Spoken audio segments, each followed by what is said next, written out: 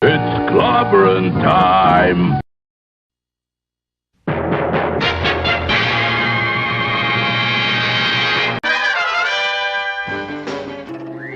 Atomic batteries to power. Turbines to speed. Roger, ready to move out.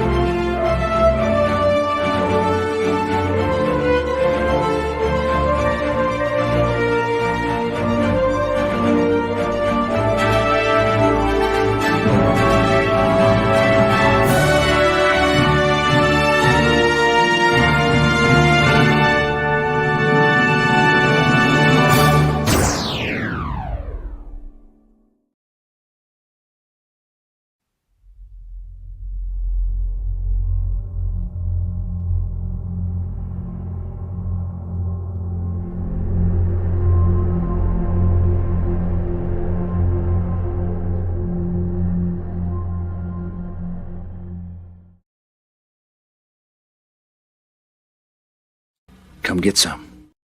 It's clobbering time! Clobberonimo!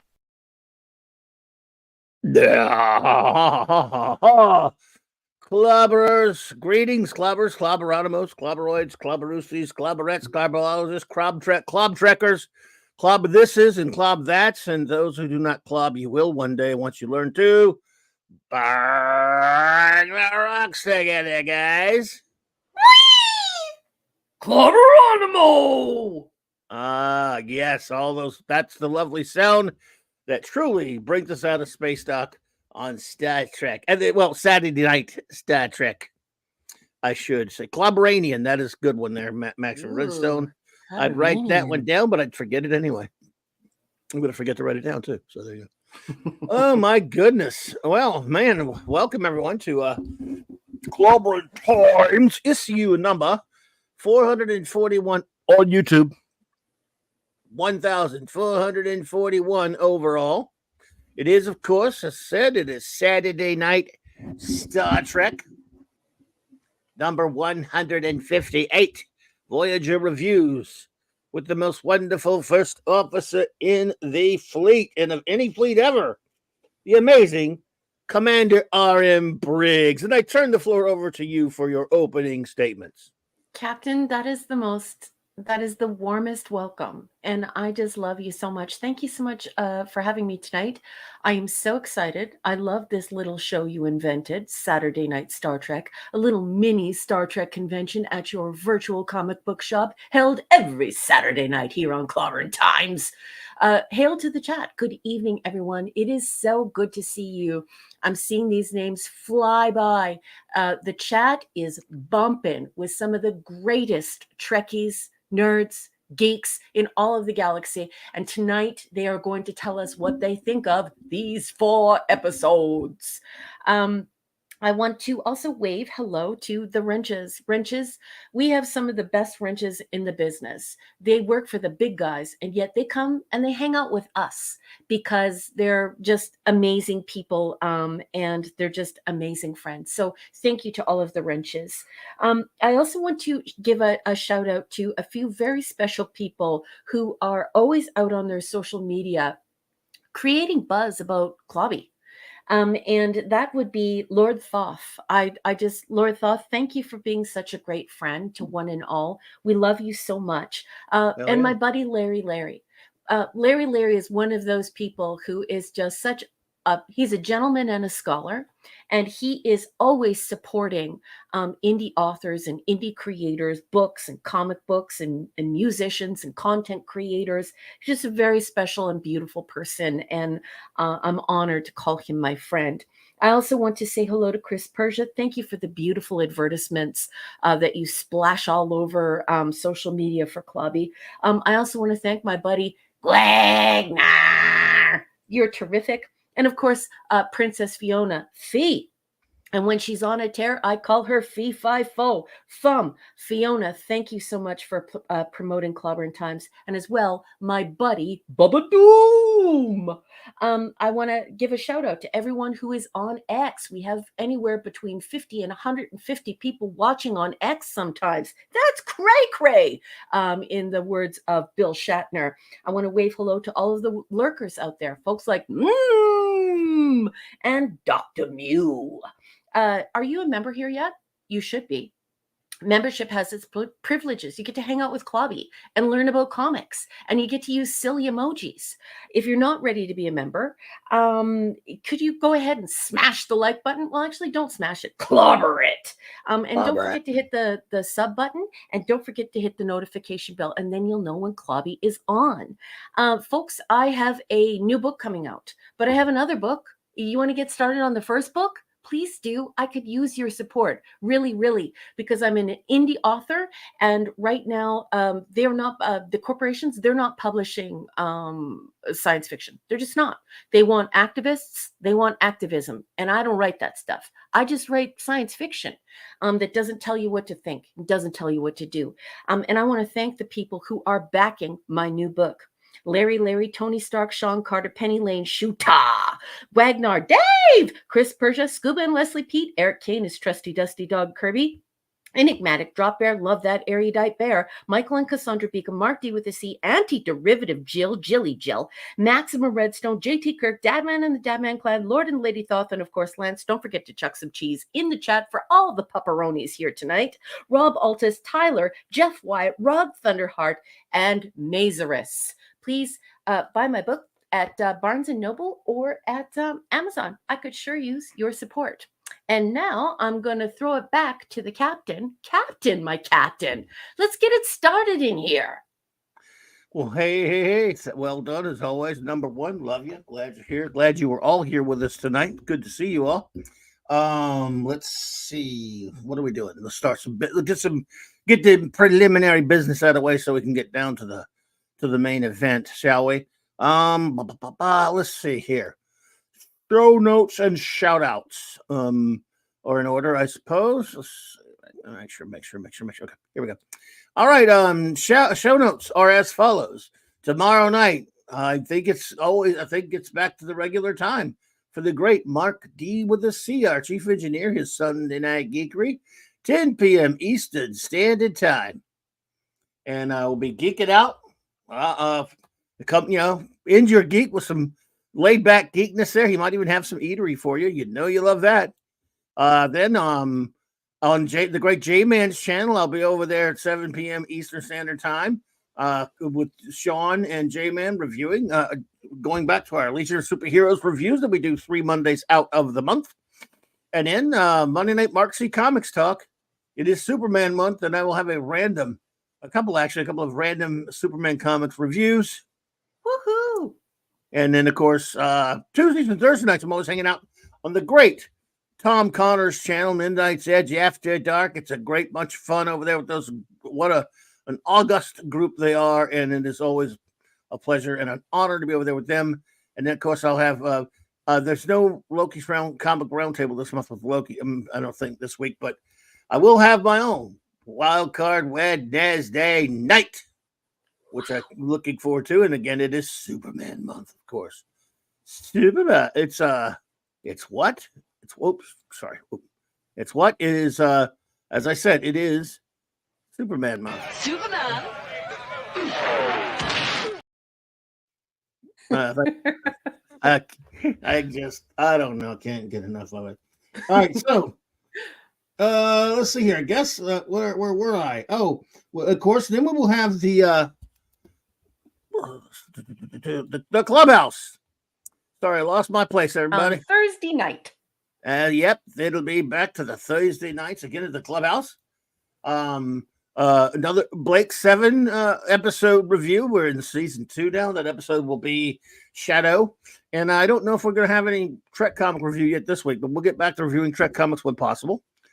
Did you know that Eric O'Sullivan went and purchased Blake 7? He did. Oh. Yeah. So just a shout out to Eric O'Sullivan, my Irish brother. I'm so excited for him. He's going to have so much fun with this. Oh yeah, no kidding. Well, that's great. Eric O'Sullivan is a good friend of the channel, and I've seen him in a long time. He's from the global geek gang. Global Geek Gang. Yeah, those were some days, weren't they? They were. Let's see here. What else we got going on? So, yes, it'll be Fearless Friday night on the great J-Man's channel, continuing with Sean and J-Man and myself, 7 p.m. Eastern, our review of Frank Miller's extraordinary seminal run on Daredevil, a comics-changing event. It was one of the great things from the early 80s, and it is Frank Miller's masterpiece. We'll be reviewing all of that, continue reviewing, I should say that. And I think Nick Weiser and the gang will be back for the Friday Night Comic Shop Boys. So they... this next Friday. And then, of course, as you all know, we'll be back on Saturday Star Trek next week. But we got to take out of Saturday Star Trek this week first. We do. Duh. And so the gifts are piling up. The gifts are just crazy. You would not believe what Mr. Tickle Trunk has done. He's just... I will be there. Oh, my gosh. Like, so incredibly generous. That is such an expensive gift. And he did it twice. And Mary, oh my gosh. I'll get right there. Well, I mean, I'm going to have to get over to that first, and then we'll do the regular shout outs. Okay. Well, firstly, Mary, thank you so much, my dear. Again, you are just way too kind. I love you. Love you. The Ginger Menace herself. You are a wonderful, wonderful friend. We appreciate you. Mary says, Raquel and Clobby, I hope you two are well. I actually did my homework this time. Lol. I don't speak so eloquently as Jill or I'm sure you do, or Fee, but I will try to participate. I am so glad to be here tonight, loves, and I'm so glad you are here. And that is just way too generous, my dear. We love you. Thank you so much. You sweetheart. Good to see you. I'm so happy you're here. Indeed, he is just a Mr. Tickle Trunk. Good to see you, my friend. It's been a while. You gifted not only 5 Clobbering Times memberships, but 5 more. Yeah, that's a 10 lot of total. Money. That's amazing. I'm just, I'm honored and I'm touched by that. Your generosity, Mr. Tickle Trunk. Thank you so much. And of course, I really appreciate you. Thank you, sweetheart of a human. That's very nice of you. And the great Scuba Pete for another super chat. Thank you so much, buddy. Love you, Raquel, Clobby, and this crew. Well, we love you, and shout out to your wonderful better half, Leslie. Leslie, I hope you're doing well. Thank you, Scuba, buddy. Appreciate you so much. And by the way, I just want to give a shout out before we start the shout outs. Hey, Dad, man, nice. Buddy, I hope your mother, makes a full recovery and does well.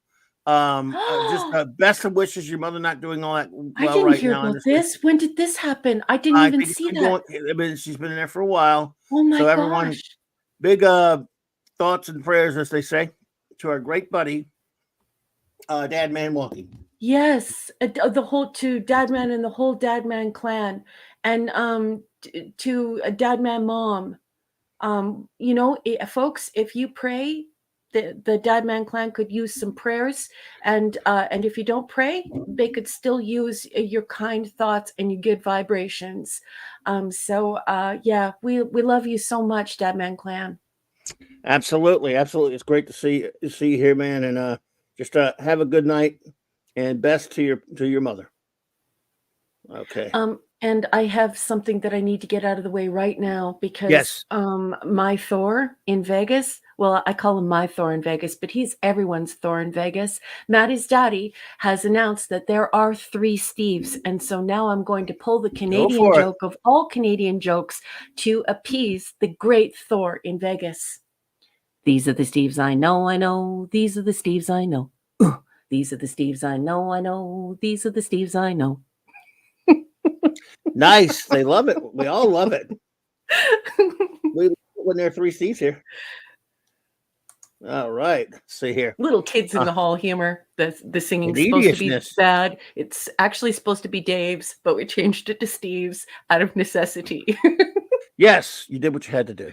So, shout outs. First of all, thank you all who lurk. We really appreciate our lurkers out there. You're extraordinary, and we cannot thank you enough. It's very much appreciated, those who lurk. And if you're watching on a what we call, I guess, a download or a rewatch, however you want to call it, again, thank you, thank you, thank you. We really appreciate you. And let's see, we'll shout out our wrenches, of course, the great Eric K., the bronze wrencher. He will not be with us this evening. I should let everyone know, but he did say hello to everyone. And also he left his reviews with me and I forwarded them to Clubby. So it's my job to let you all know that Eric is sending his best and he's on an away mission and he's having a great time. He's not missing in action. He's on an away mission, folks. Yeah, absolutely. Let's see. Okay, I was just getting some more things written down so I could better attend everybody for my shout outs. I like to have everybody shouted out here. Just something it's a thing with me, guys. Just bear with me. Of course, there's the Vindicated Wrench of the Great White North, the amazing, magnificent Chris Persia. What's Love up, you. buddy? You rock, buddy. Thank you for all you do. D. Bud Martin, the Iron Wrench, the Wrench of Iron, my brother. Always good to see you, buddy. I don't know if he's here right now, but he gets a shout out either way. Of course, they all do. Lord Thoth, God of the Wrenches, and Avon lives. Long live the Legion, buddy. Yes. Shout out to your wonderful better half, Lady Thoth. J-Man, the Wrench, without fear, partner in crime on earth, be Legionnaire extraordinaire. Yes. Thor in Vegas. We did not reach Bjornia, Maddie's daddy. Super Wrench himself, Cal L, buddy. Real soup. Fancy Outsidey, the rascally wrench himself. Hungry Boy, master of the Clobboni. HB. Clobbering Time's own music maester, Maximum Redstone. And our triple bullwinkle, Larry. That is the man who is so nice. You have to name him twice, perhaps thrice. It's Larry. Yeah. Larry. I love you. So, let's see. And now again, shout outs to everyone who's in the chat. I hope I've got them all. I hope I was able to capture them all down on paper so I can shout them out right now. Then we'll get on to our episode reviews. But first, of course, let's see. Where are we? The sailor went to see to see what he could see, but all that he could see was a... Forget it. Oh, you can't just do that. You can't just do that and it's forget it. I don't think our friends in the audience would like that very much. I know they're disappointed. All right, no, it was actually lovely though. So you go. Okay, Putin's dog. Hey there, Putin's dog. Good to see you. Sorry, I'm not a cat person. I'm a dog person, so you're going to have to live with that. FKHC 2005. Evening. Tim. Hey there, Tim. Hope you're doing well. Hey. The great Michael Beacom. He's not here right now, but he did talk to me earlier. And he did, say he was going to try to pop in later, but didn't he? No, it doesn't matter. Shout out to the great Michael Beacom and his wonderful better half. Beautiful people. Let's see. Oh, by the way, I want to thank Professor R2 for being a member for 2 months. Yes. I love to Captain Clubby, Professor Briggs, and you all for Yay, that. I'm so happy you're here. That member chat. Thank you, Professor R2, for being here, my friend. Appreciate you. And let's see. All right. Gwagnar it was going to be coming back soon, so go ahead and shout out Gwagnar. There you go. Empress NM. Good evening. Shooter. Pew, pew, pew, pew, pew. The aforementioned lovely, beautiful Ginger Menace. Mary. You rock, Mary. The queen of all wrenches. Oh, even though you don't like cats, I'm just allergic to cats, Ginger. I'm a dog person. I love doggies, but I'm not mean to cats or anything. I do like them fine. I'm definitely allergic. I walk anywhere into a house I can't even go to my daughter's house because she has so many cats. Put you like that. Your microphone is getting quiet, Club. You don't hear me? No, I hear you, but it's just getting quiet. You know what I mean? Understand. Like you've had the same level for like the whole 4 years that I've known you, and it just sounds like it's getting far, not like maybe quiet, but more kind of like far away. Maybe I was back from it. Now, what about now? Yeah, it sounds normal now. Well, I'm moving around a lot because I'm doing. Are you a mover and a shaker? No.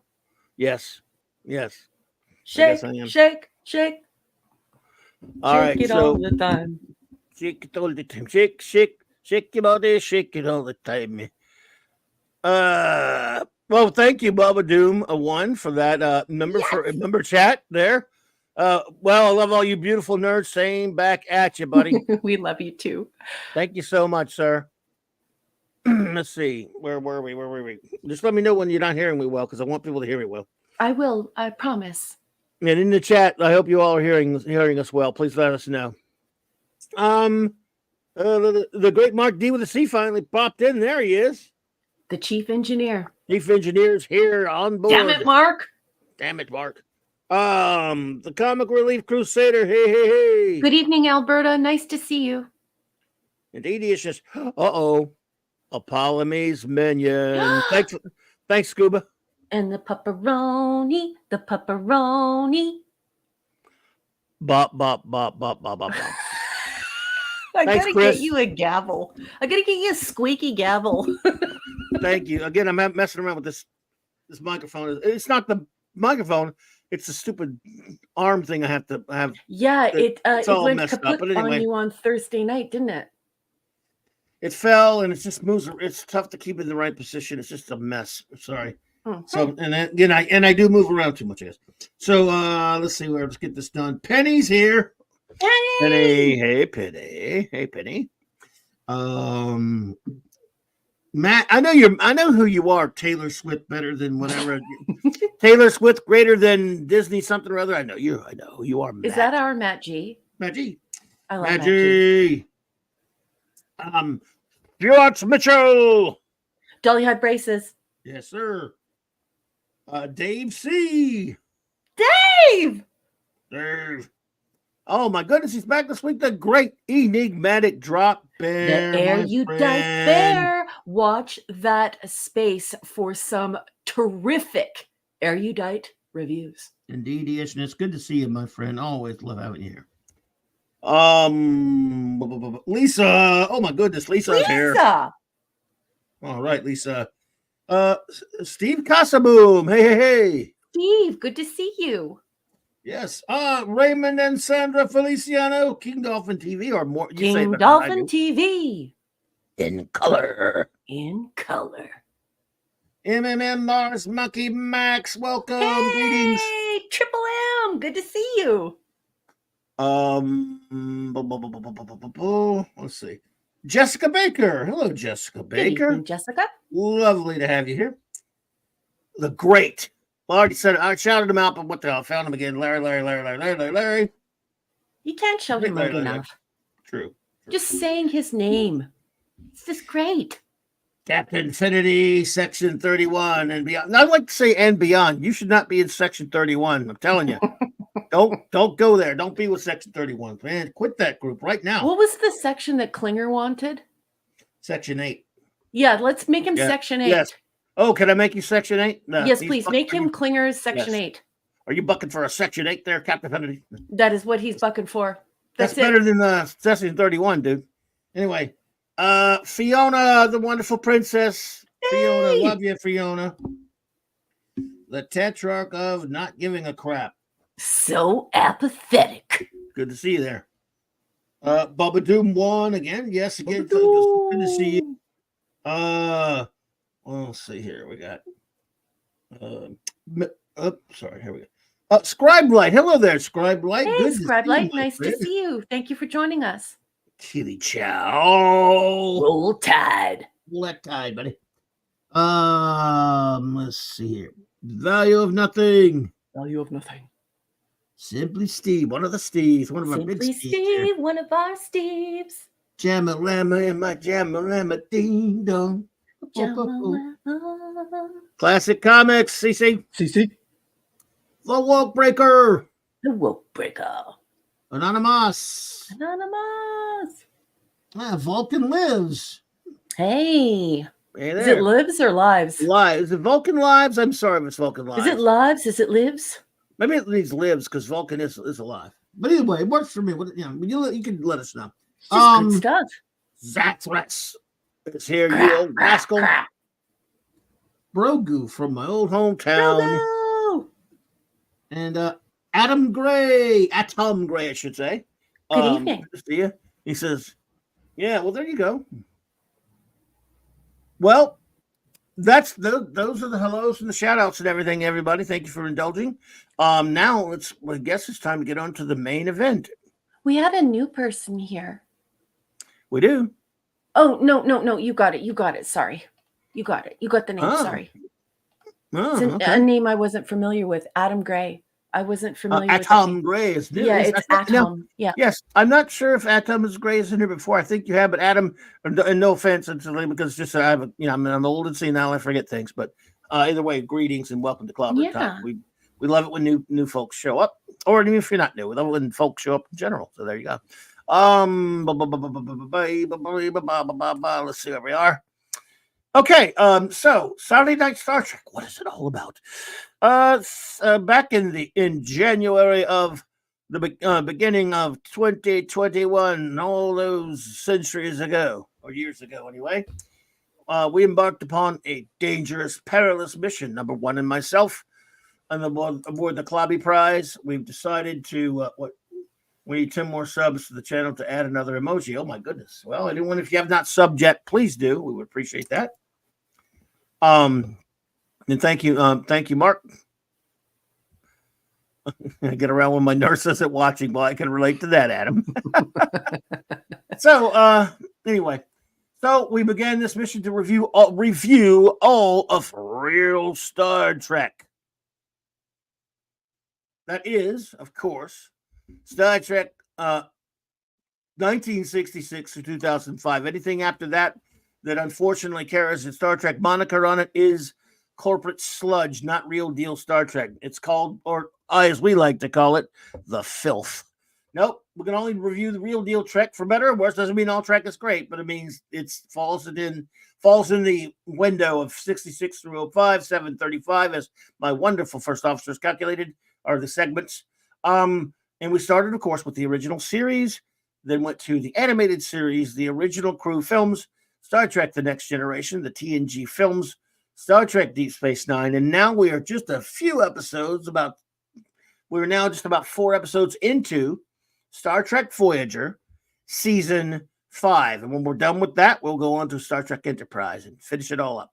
So tonight we have, as we often do, we do 4 episodes.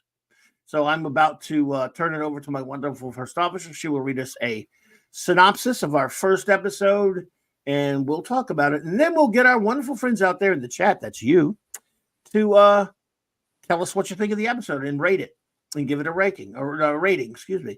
So without further ado, here we go with our first episode for the evening, which is Once Upon a Time. Yes, indeed. Once Upon a Time is season 5, episode 5. And if you're following along in the companion or the celebration, this is production code 199. And if you're looking for trivia on this particular iteration of Star Trek, we do recommend that you turn to things like Star Trek or Voyager the Companion or Voyager the Celebration, rather than IMDb, which is a user generated information, and of course Memory Alpha, which has now been polluted by the crappy diapers of the filth. So you don't want to be getting your information from there. Once Upon a Time first aired on November 11th, 1998, and some of us have been watching it since then. Yeah, I'm one of those people. I think I'm going to stop this year, but I mean, you know what I'm saying. Anyhow, folks, I should let you know now this is an entirely organic show. So if you're new around here, Clobby and I don't discuss the reviews beforehand, and we don't pre-read anything. So I'm going to cold read this thing from Wikipedia. And the reason why we use Wikipedia is because it's free. We don't have to worry about the copyright, and it's nice and short, or at least it usually is. Sometimes it sucks though, so we have to correct it, and sometimes the grammar. My God, the grammar.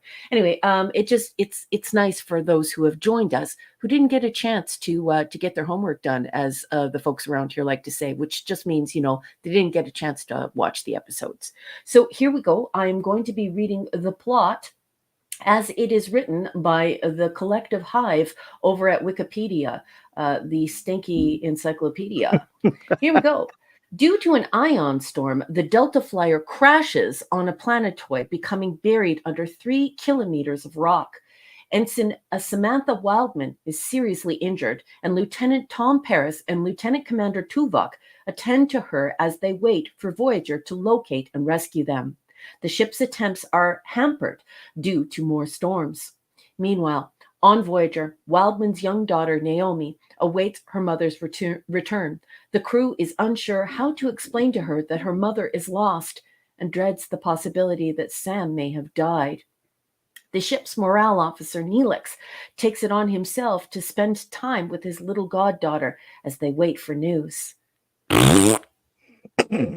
He distracts her with the popular children's fairy hollow tale, The Adventures of Flotter.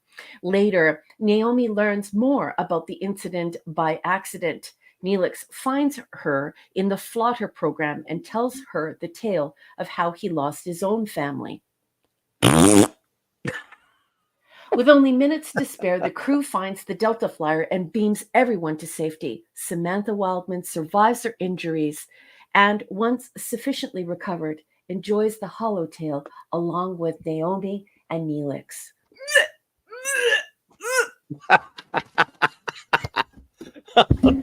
I have to go to the dentist. I think I have a cavity. Oh boy. My captain, Mon Capitaine, Yeah. please tell me, what did you think of Once Upon a Chicken Man? Well, what do you think I'm going to think about a Neelix-centric episode? I mean, your the little girl's sweet as can be, and, you know, she's, you know, bless her. And, you know, some of the stuff about her having, like, her little, I don't know, what is this, Sesame Street? I mean, yes, it's cute and all. She has her little... Very Sesame Street. Yeah, her little Sesame Street on the holodeck. I get it. And it's about your underlying stories about how a kid would worry about their parent and all that kind of stuff. But just really not a whole lot of Star Trek there, is it? I mean, let's just be honest with you. And let's just say they, for sake of argument, had made it about one of the lesser annoying characters with her instead of Neelix. It would have been like, even if it was just Harry Kim or someone, right? That was her, you know, her guardian or her, you know, something like that, right? Mm-hmm. Then it would have been, I mean, maybe a little more palatable, but it's still not what I really want out of any kind of Star Trek episode. So I'm just kind of, I don't know. Don't really care much for it, to be perfectly honest. Mm-hmm. Hey, how do you say that name? Fook Minister full of shite? Don't say that. I said Fook. Yeah. I can't help but chuckle at that name. He just wants people to say it, probably. But I can't. That's a pretty funny troll name there. Fook Minister full of shite. Hello there. Welcome to CLOBBERIN. What is this? Oh, that's cute. Yeah, we got to be able to laugh, folks. And that's funny. Yeah, it's just like I just purchased this production booklet. It's like this Oh, you got it? obscure. You got the book? I did, and Okay. I was thumbing through it, and and just you just think to yourself, you have a room full of people who are professional writers. What were they thinking with this? What were they thinking? I don't Can you know, but I tell me think how to get to Sesame Street? can you tell me how to Sesame Holodeck? I don't Yeah. know. Yeah, you got me, but I know I think what Max was implying is this. Neelix, and I strongly dislike Cass. Hey, did I tell you that I hate Neelix and I strongly dislike Cass? Neelix, and I strongly dislike Cass.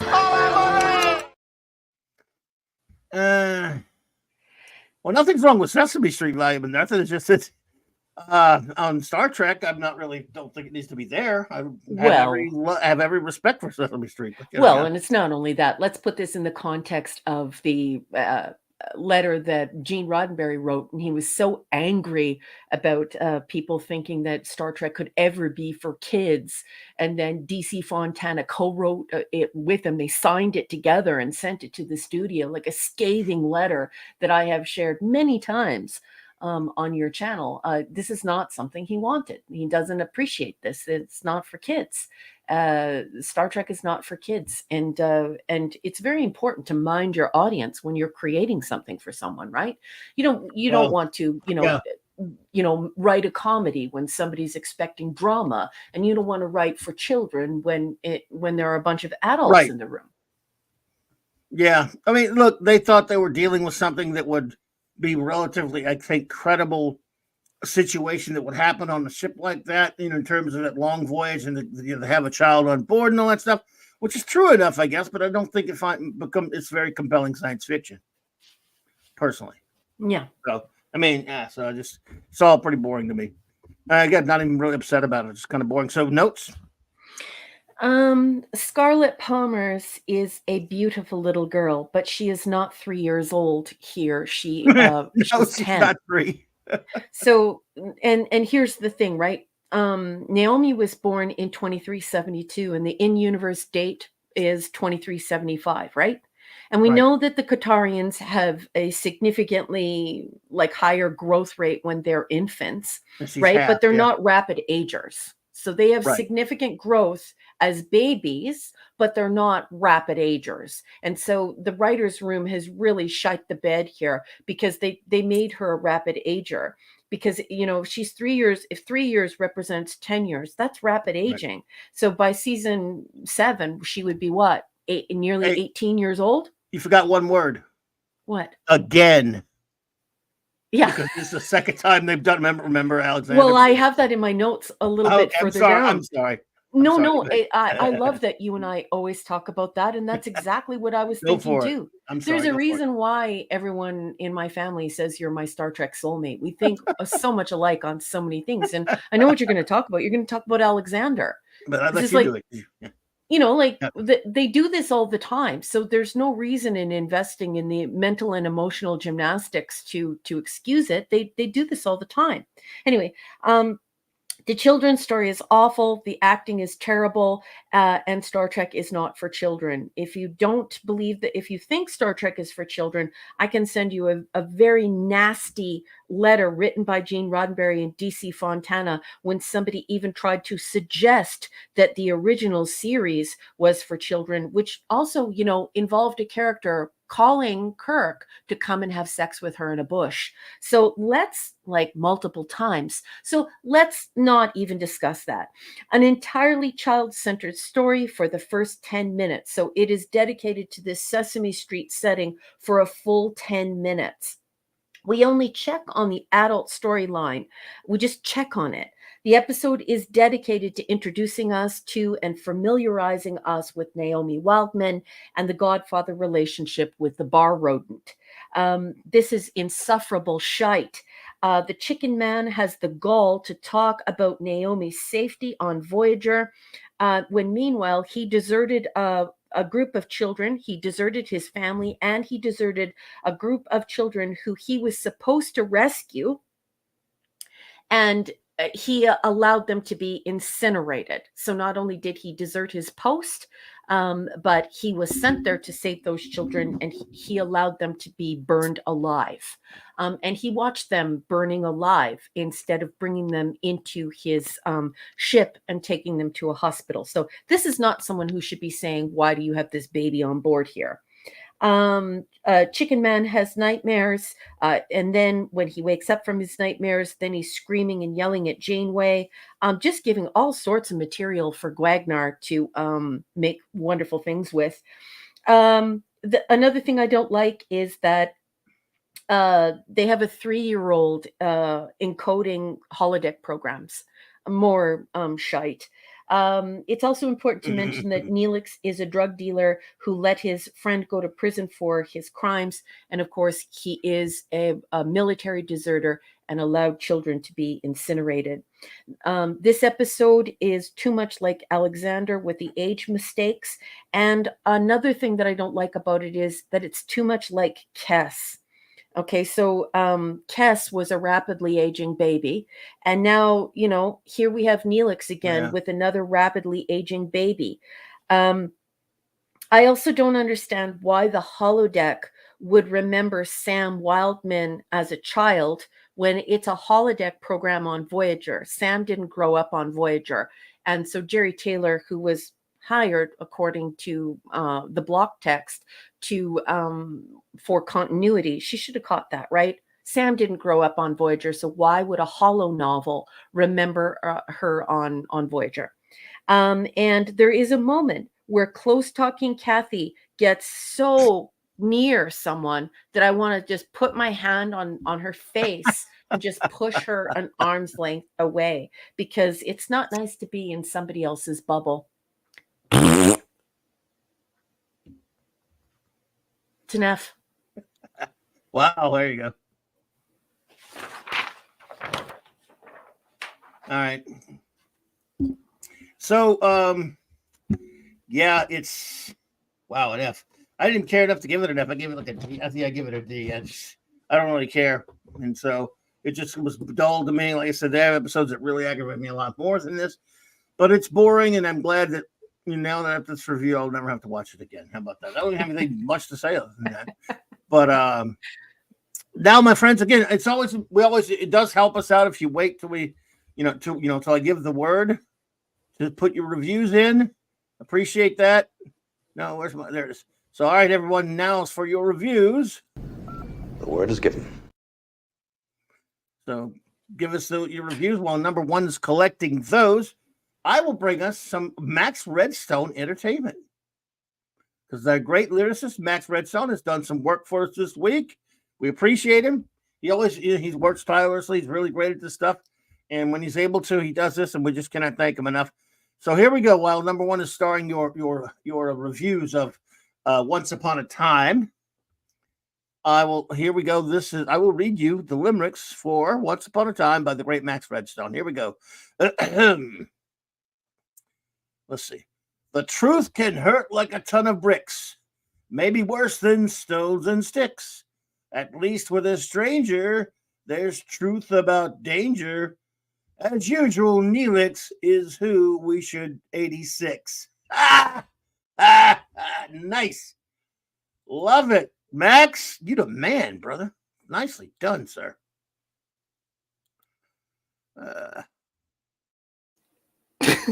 Adam Gray, I love you, man. So here we go with our reviews, folks. Oh, Adam Gray. Mary, the wonderful Ginger Menace, and says Neelix just played with her in Flaughter and Trevis. Yeah. All it seemed to me was a filler episode. True. Neelix was nice to help. Nice to help his goddaughter. She just spends the entire episode in the holodeck. Yep. Well, yeah. There you go. But Neelix is just trying to keep her occupied. It was stupid to question Naomi's presence on Voyager. I give it a G. Thank you so much, Mary. Yeah. And she sent you a little note saying that she's sorry that she posted too soon. Oh, don't worry about that. Yeah, we don't care. We're just so happy that you joined in. You didn't know, Mary. You didn't know. That's cool. I'm Yeah. good. See, that's on me for not telling. I should tell him every time. I should put it out there every time, and I forget. And it's not on you; it's on me. So love you. You did nothing wrong. You rock. The only one who did anything wrong here, of course, is Zathras, because he's a rascal. Look at that. He gives a F, and he goes, ah. What is that supposed to mean, Zathras? What's wrong with you, boy? Thank you, Zathras. Love you, brother. We love you, man. Stuart Mitchell says, Clobberin's RM, if my calculations are correct, Saturday Night Star Trek will be a wrap on the 7th of December. Are you sure we're going to be done that quick? We're going to be done that quick. And Stuart Mitchell has been with us since the very beginning. And so I thought that you would want to know that he was thinking of us and he was thinking of the show. So love you, Stuart Mitchell. Okay, you got to allow some fluctuation for if for one reason or another, like you can't make it or whatever. But nevertheless, that's close. So basically, for the rest of the year. So nice.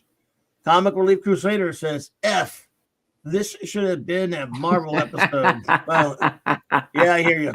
It was very Marvelly. It was Marvelly, wasn't it? Value of Nothing says, C.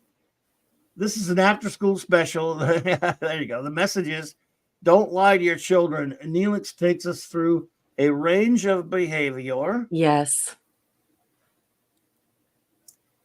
He initially wants to protect Naomi, but then goes too far and outright lies to her. When she finds out, she runs away. Yeah. Yeah. There's some great scenes with Janeway, Naomi Wildman, and Seven. Naomi, how do you know you're not lying to me? How do I know you're not lying to me now? So there you go. Well, thank you. Thank you, Value of Nothing. Okay. Lisa says, D, liked the set design with brilliant colors and kids' hollow story, but was ruined by what a crap Guardian Neelix is.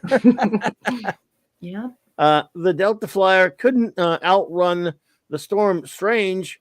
It just couldn't get into this. I just couldn't get into this. Yeah, well, it makes two of us there, Lisa. That makes two of us. And Bossman, I don't mean to interrupt you. Oh, I don't or mix you up, but Lasher just walks through the door. Everybody say hello to Lasher. Lasher, good to see you. Lasher, welcome. Always good to see you. Where are we? Shooter. We got Shooter up next. Let's see. No, we had Bubba Doom up next, and Shooter. Sorry. We did. We had Bub. Yeah, Bubba Doom 1 says, F, if Neelix came near my granddaughter, who's about Guess's age, age, would have a 357-inch holes appear in his torso. You got it, Bubba Doom. Way to go. Shoot that chicken, man. Yep. The Shooter says, D, Naomi Wildman is back. I could see these Slaughter style programs being used to teach kids in the Trek universe, but do I have to watch them? Yeah, there's a thing. I mean, it's like getting forced to watch Teletubbies or something. Yeah. I didn't even mind like the adults saying, "Oh yeah, I used to play with those." So, yeah, that's all fine and good, but it's not like you just showed it for like the beginning of an episode. We had to keep going back to it because anyway. With Neelix in the lead, I struggled through this. Yeah, same here. Shoot. Dull and boring. Too much chicken, and a reused crash survival plot. Yawn, wake me for the next one. Yeah, that's another thing. That's another good point with the crashed survival plots. Understood, Mark D. I understand. Thanks for the message. Adam Grace says, I wouldn't let Neelix lead a campfire song. Love it. I know that's not a review, but I just that's thought okay. It was so it's worth good. it. But we are the Neelix bashers here. That bothers some people. Enigmatic Drop Bear says D-.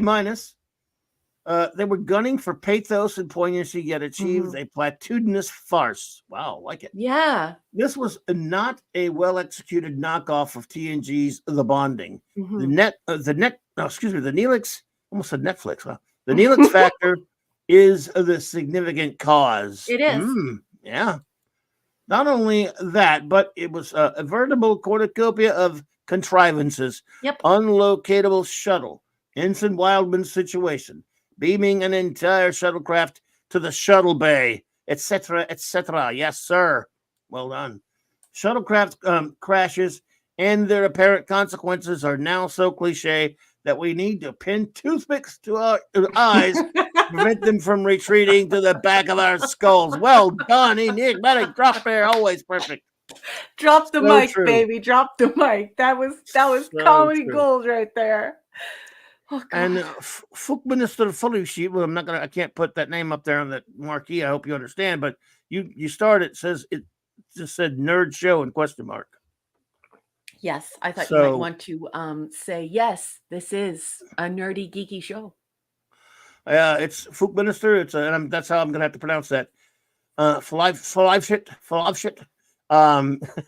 It's not, it's fine. I put it up there. Nerd show. Yeah, I sure. Yeah, we are. Number one's a nerd. Princess Fiona says, the lovely Princess Fiona, I might add. Hey! Hero Worship from TNG was a much better version. Okay, yeah, Hero Worship. Yeah, I remember that. As usual, the writers have no imagination. How old was Naomi when Voyager got lost? She should not have been aboard. She was born aboard. She was born aboard. So Naomi was pregnant and her husband was Katarian, and she didn't know she was pregnant. And remember, they were just supposed to be out on a little short, and then they were supposed to be they were supposed to come back. And then I think it was about 6 months in, she confesses to the captain that she's pregnant with this Katarian baby, and Katarians carry babies for 18 months. So Naomi is 3, and she actually has like a birth date with Star Trek, right? So I went and looked it up to confirm, and so she should be 3 years old here. And instead of allowing advanced features that a Katarian, half Katarian baby would have, they rapidly age her, which of course they did to Alexander. And of course, Claudia and I always complain about it because it's like, what? Why is he 35? What's going on here? Anyway. Yes. So let's see here. Where we at?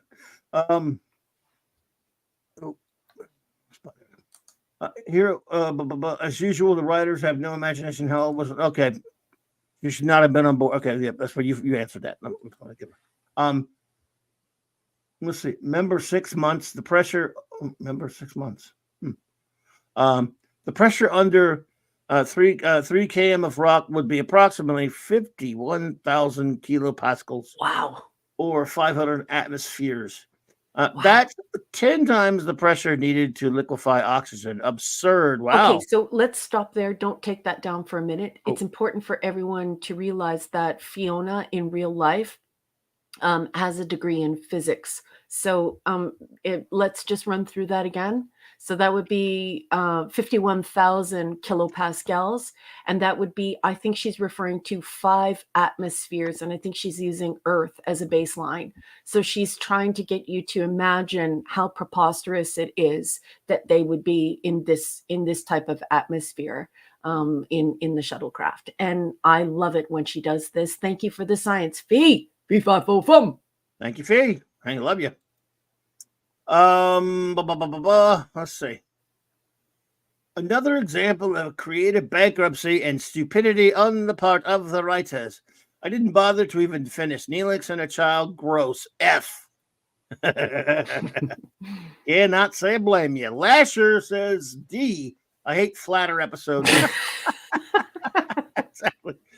Oh man, Zathras is back. Says I'm a premature evaluator. Yeah, I thought that would be a good moniker for anybody like who let one go too quickly. We would call them a premature evaluator. Indeedishness, love it.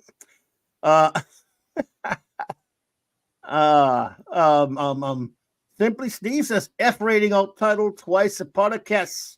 Some children on board is okay, but did we really need another kiss for Chicken Man to fondle and fawn over? I hope we didn't fawn. Dude. To the wood chipper with the bar rodent. Yeah, fricassee that bar rodent now. Yeah, it's not good. Maximum Redstone says F bunch of F equals, minus rather. Okay. This was a midsummer's nightmare. The episode borrows from so much other Trek, but honors nothing. There's no substance, and presenting Neelix as responsible is beyond ludicrous. It is, especially because they give us so many opportunities to absolutely hate his guts because he's just a horrible, horrible humanoid. And Boss Man, I hate to interrupt because it's super rude. I beg your pardon, but Katie just walked through the door, and I thought it might be a good time to give you a little reminder, although you may or may not need it, that Gwagnar and Eric sent us their reviews yes. for this episode. No, good, because I would have totally forgot. Thank you. I'll get to those. Max also said I'm calling Starfleet's debt of child family services and some wild but questionable choice of Godfather. Yeah, good ball. Fiona had an addendum. She said addendum. If she was pregnant and she had no business being on Voyager, she didn't know it though. Yes. Yeah. In the dangerous combat situation they were in, according to. I think she didn't know it, Fee. But anyway, let's see here. Before I get to the other one, well, there's Scuba Pete. We'll get this real quick. He said F-. This episode is clearly flawed and should have been jettisoned. That is the professor of pun, folks. That is the great Scuba Pete. Yes, indeed, sir. Okay, let's see. You sent me one for Eric, right? I did, and Gwag. Okay. And Gwag too, or did Gwag send me one for Gwag? Yeah, I said I'm processing Eric's. Would you please send it directly to the boss? And he said, "Okay, I will." Okay. Here we go. So Penny's leaving. Oh, good night, Penny. Penny, have a good night, dear. Thanks you for making us a part of your nighttime routine. Love you, Penny. Thank you for always being here at CLOBBERIN Times. We just love you, Penny. Sleep sweet, lady. Indeed. So Eric says, the great Eric K says, once upon a time, here we go. C-. First, who the heck is this? This cannot be the little lizard baby. Where are the sharp lizard teeth they were talking about? Where are the scales? I guess the doctor gave her dentures and plastic surgery to fit in. He's got an estimate going on here. I am starting to think they do not use sensors, or they purposely fly into things they should not. You should be able to outrun a storm in the flyer or ship. True. Why didn't the sensors find them? Voyager has, because of the stupid story to go for it. The Voyager has ineffective sensors and defective transporters. Wrath of Khan, they proved you could beam underground. I keep expecting Neelix to start calling Denture Girl, little Denture Girl, little one. You might want to next time pack an emergency med kit in the shuttles, and Tom needs some training. Could not stabilize her, please. So that's from Eric K. I have to respond to Eric because he's going to be listening to this later. Eric, I totally agree with you, because the thing I don't like is that this iteration of Star Trek is completely jettisoned, to use Scuba Pete's word because now it's in my head, the Qatarian physiognomy. So, first of all, Qatarians don't have those horns on their foreheads. They have butt foreheads. So their forehead literally looks like a butt, like ass cheeks. And Qatarians also have goat eyes. So if they were going to do this, just give her a butt forehead. Like, she just needs a butt on her. Anyway. Okay. I'm telling you, like, I'm sorry, I've been watching Star Trek for over 45 years, okay? And for many, many years, I watch all 735 iterations starting on January 1st. And I'm telling you, Qatarians do not look like Naomi. They don't have those little nubbies that she has on her forehead. That's not what they have. They have butt faces. They have a butt forehead.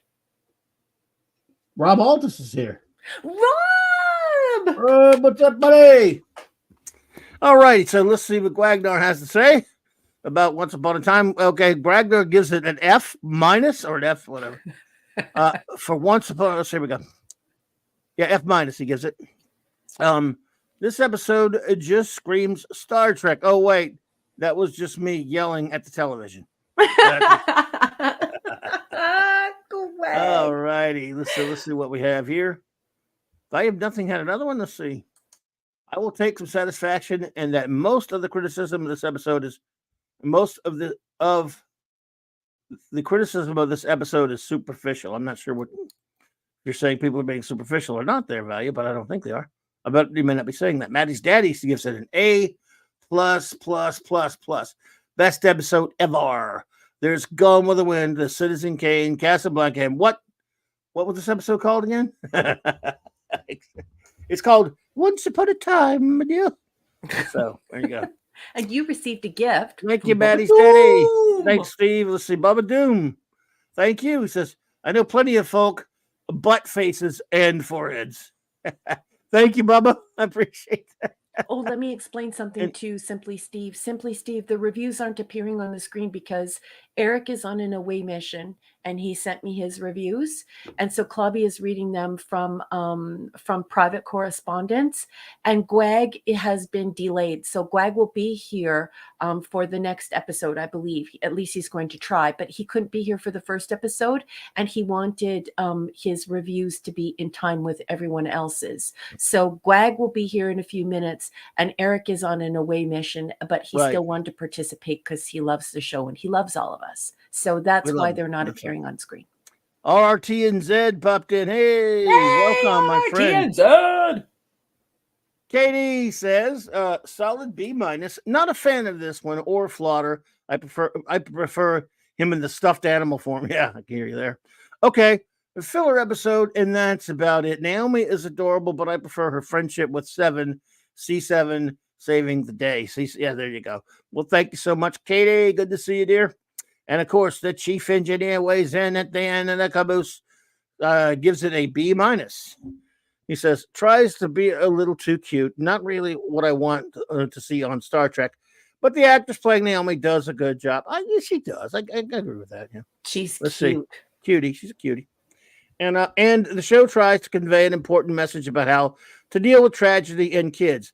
I also like the idea of hologram characters being celebrities. Well, yeah, it would make sense. Yeah, there would be like the Sesame Street characters would be, but just hologram. But yeah, that makes sense. It makes sense that in the future stories would be told via this medium. True. Unfortunately, Neelix is in this episode, which drags the whole affair down. Hey, Fanty's here. Fanty! There you are, boy. Where you been, son? I Hope you've been all right. starred his review. Okay. Yeah, I see that. All right. Fanty says A++++. He loves it and thinks it's the greatest episode of all. Says D. Dumb. Why do they need to dig? Why do they need to dig? Transport the debris up the flyer. Said, yeah, that's a valid point. Yeah. Well done. There you go, sir. I'm afraid I can't answer that, sir. I don't have an answer for you, but I do have good news. We're done with the episode, except for something that the great Mark D with the C gave us. And where is it? Which one is it, Mark? The last one you put on there? Good thinking, Naomi. Who's the furball? It's the Chicken Man! You know, I forgot how ugly this guy was. Nice. Thank you, Mark. Very good. I hope that Gwen will put Neelix's head on that stuffed animal, on Flaughter's head. Yes, and of course, we have some outside commentators on the episode as well. You're a dumbass. Well, a double dumbass on you! Love it. Thank Baba you to Doom the would great like Chief. to clean off the stream because he believes that there is just too much shite caused by Okay. this episode. All right. Enigmatic Dropper would like to place a few people in the agony booth and also shin kick them. But first, let's make sure that we clean off the stream because Here goes the cleaner. Yep. Here we go. Cleaner time. Crap, crap, crap, crap, crap, crap, crap, crap, crap, crap, crap, crap, crap, crap, crap, crap. There you go. All righty then. Well, let's see. Our next episode is. Hell, did I put? Oh, there we go. Timeless. It is timeless. There's less time for this episode. There we go. Timeless is season 5, episode 6. If you're following along in the companion or the celebration, this is production code 201, meaning they are out of order. You're out of order. Cover your ears, Captain Infinity. Yes, cover your ears, Captain Finity. Who needs a Section 8? This first aired on November 18th, 1998. And now let's stay copyright compliant, shall we? I'm going to be reading the plot from Wikipedia, the user-generated encyclopedia that usually sucks. But who cares? Because we need a touchstone. So saddle up, lock and load. 15 years in the future, Chakotay and Harry Kim discover Voyager frozen on the surface of an ice world. They discover the body of Seven of Nine, collect the Doctor via his mobile emitter, and return to the Delta Flyer, joining Chakotay's friend Tessa Omond. Wow. Kim explains to the Doctor that 15 years prior, the crew had attempted to use slipstream engine technology to bring Voyager home, with Chakotay and Kim in the Delta Flyer leading the larger ship. However, the slipstream became unstable, causing Voyager to crash into the ice world. Chakotay and Kim have spent the last 15 years searching for the ship. Kim explains that he can send a message back in time to Seven using stolen Borg temporal. Temporal. I'm telling you, no more Japanese food. Transmitter, which would then prevent the accident. Wow. No more. But I love it. It's so good. Anyway, as the Doctor and Kim work, they are pursued by the USS Challenger. You're missing the there, people. Commanded by Captain Geordie LaForge. LaForge warns them that he knows they are trying to alter the past, a violation of the Prime Directive, and although he's sympathetic to them, LaForge must stop their efforts. Chakotay offers Tessa the opportunity to be safely transported to the Challenger, but she refuses. The Doctor successfully discovers the correct Borg time index, and Kim sends the information, but this ultimately has no effect on the slipstream, and Voyager is still lost. Kim realizes the changes have not worked and blames himself for destroying Voyager twice. The Doctor convinces him to try again, but with a less optimal solution: to have the changes collapse the slipstream, keeping Voyager stranded in the Delta Quadrant, but with all hands alive. As the Challenger opens fire on the Delta Flyer, an overload starts to build in the warp matrix. Kim successfully sends out the signal before the Delta Flyer's warp core breaches. In the present, Voyager once again enters the slipstream, losing communications with the Delta Flyer. Seven receives the new calculations, and Janeway orders her to implement them. As planned, this causes the slipstream to fail, leaving Voyager and its crew safely in normal space, unharmed, and nearly 10 years closer to home. Janeway orders the crew to dismantle the slipstream technology, believing it is not ready for safe usage. She later provides Kim with an encoded message found in the signal telemetry, a recording that the future Kim has sent to his past self, giving some much-needed confidence in his abilities. Wow.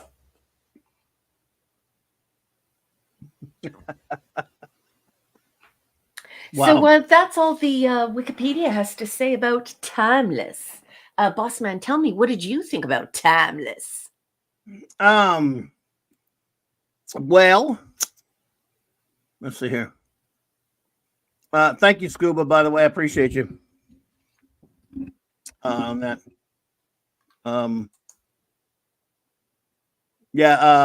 We don't. Yeah, but it was you come in with a funny name if you want. You want to be humorous, but I think I know who that is. That's a sock account, and I think I know exactly who it is. Yeah. Well, thank you, Scuba, for taking care of that. If you hadn't, I would have, and I'm glad you did, though. You're the man. We appreciate that. Look, we're a bunch of friends here, a big friendly group. You can come in with all the opinions you want. You don't have to like everything we say. You can criticize in a nice way for it. Anything you want, and you can call me anything you want. If the assumption was that you were the host and therefore that's what it was aimed at, ain't gonna fly. Either way, because you can call me that and I don't care. So, look, be friendly. Don't start nothing, won't be nothing. Don't put in inappropriate things in the chat there, and it's always good. So, just letting you know, and I want to thank you all because most of you are so always cool. Yeah, and always beautiful people. However, I don't think that was an organic person who just came into the chat and just didn't like me. I think I know what that's all about. And I would just like to say one thing, and we'll leave it at that. I don't like bullies, and I stand up to them. And that's all I have to say. Yep. Good. I would rather do the right thing and not have a friend, because doing the right thing is the most important thing to me, not popularity. And that's all I have to say on the matter. Indeed. Absolutely. RRTNC, thank you for the super chat, by the way. I appreciate that. It says, Clobby's FF expertise on Mr. Brown's stream. Thumbs up. Well, equals thumbs up. Oh, well, thank you. I enjoyed being on there. Mr. Brown is a terrific fellow. His panel, Professor R2, and all those, and Ian and all those great people were a lot of fun, and I had a marvelous time being on there. Great fellows, and a great time on Mr. Brown's Alliance channel. If those who have not gone to that channel, it's a big channel, a great channel. Go check that out and see it. So, let's see here. All right, well, where were we? Okay. I was asking you what you thought of Timeless. Yeah.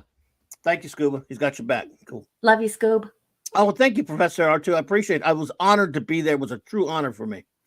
Great channel. Great bunch of fellas. Great group. Thank you, everyone. All the beautiful comments in the chat. I love all you so much. Thank you. Thank you. Indeed. Thank you all. So, and there, Fiona's got a link in there. If anyone has not subscribed to Mr. Brown Alliance channel, please go discover. I listen to them all the time. I go over there. Go check them out. Great channel. So, all right, this episode happened, but it didn't. This episode is going to happen. Exists, but it does not. This episode, last week, for those of us who know Superman movies, my buddy Max Redstone and I were talking about Superman 2, the Lester cut, but we also talked about the Donner cut. At the end of the Donner cut, it erased the whole movie. So, first of all, but in all seriousness, to address a few things in it really quickly, because I'd rather get to your notes, because you always have better things to say than I do about these episodes. But I will say that early on, after we learn what's happening and they go to the flashback of what took place on the Voyager, building up to trying out the slipstream. Tom was very wary about using it, but yet that was in the middle of a party. They were already celebrating it. Yeah, that opens up on they're throwing a ticker tape parade on an engineering. Yeah, for something that they haven't even done yet. That's right. It's so stupid. As though they conquered it, and they had run all of the diagnostics, and they had done all of these simulations, and they had the science proven. It doesn't make any sense. Then why have a big party for it? That right away, I'm like, huh? See, when I first see this scene, I'm like, oh, that must be when they made it back already. But no. I just think, oh, we're going home tomorrow. Well, hey, you better don't count your chickens or your chicken man for that matter. So that from get-go is a weird part of the episode. Because I'm like, and then Tom thinks, I don't know about this, dudes. So what? You just had a stupid party for nothing. It's like, what is wrong with you people? That's what makes you a shitty crew that's tough to take seriously. Yeah. It's really terrible. And yeah, it was a clown show. And Max just called it, taking a page from Zathras, Max just called it premature celebration. Yeah, it was absurd. So anyway, this episode, I never was too big of a fan from an episode that happened, but it didn't happen type thing. Where everything leading up to it, here's where you kind of kill your drama. You know good and well when you open up a story with this sort of like an alternate future, you know that by the end of the episode, it's all no, there's no suspense or mystery or no stakes whatsoever because you know it's going to go all the way back to normal by the end of the episode. Yeah. Yet they did. The fact of the matter is, Harry and Chakotay did, and with complicit with the Doctor and Seven, by the way, well, not so much Seven. Well, them too, actually, but they didn't know any better. But complicit with the Doctor did wipe out 15 years of history somehow, or create an altered timeline. Whatever they did, it makes my brain itch. So I just can't stand that kind of stuff. And as our good buddy, who's probably going nuts now, if the Time Police, Temperance Maximus, he hates malleable timelines. He hates them. I don't blame him. To be honest with you, no, he really wants a Section 8. So I will say that I'm not going to rate it yet, but my rating won't matter because the episode didn't happen. So go ahead and give us your notes, if you would. Okay, so I wasn't the biggest fan of this episode. I mean, I don't think that it's the worst episode of Voyager, but I also don't think that it's good either. And I should be quite honest with you all that I'm not the biggest fan of the when Rick Berman, Brannon Braga, and Joe Menosky get together.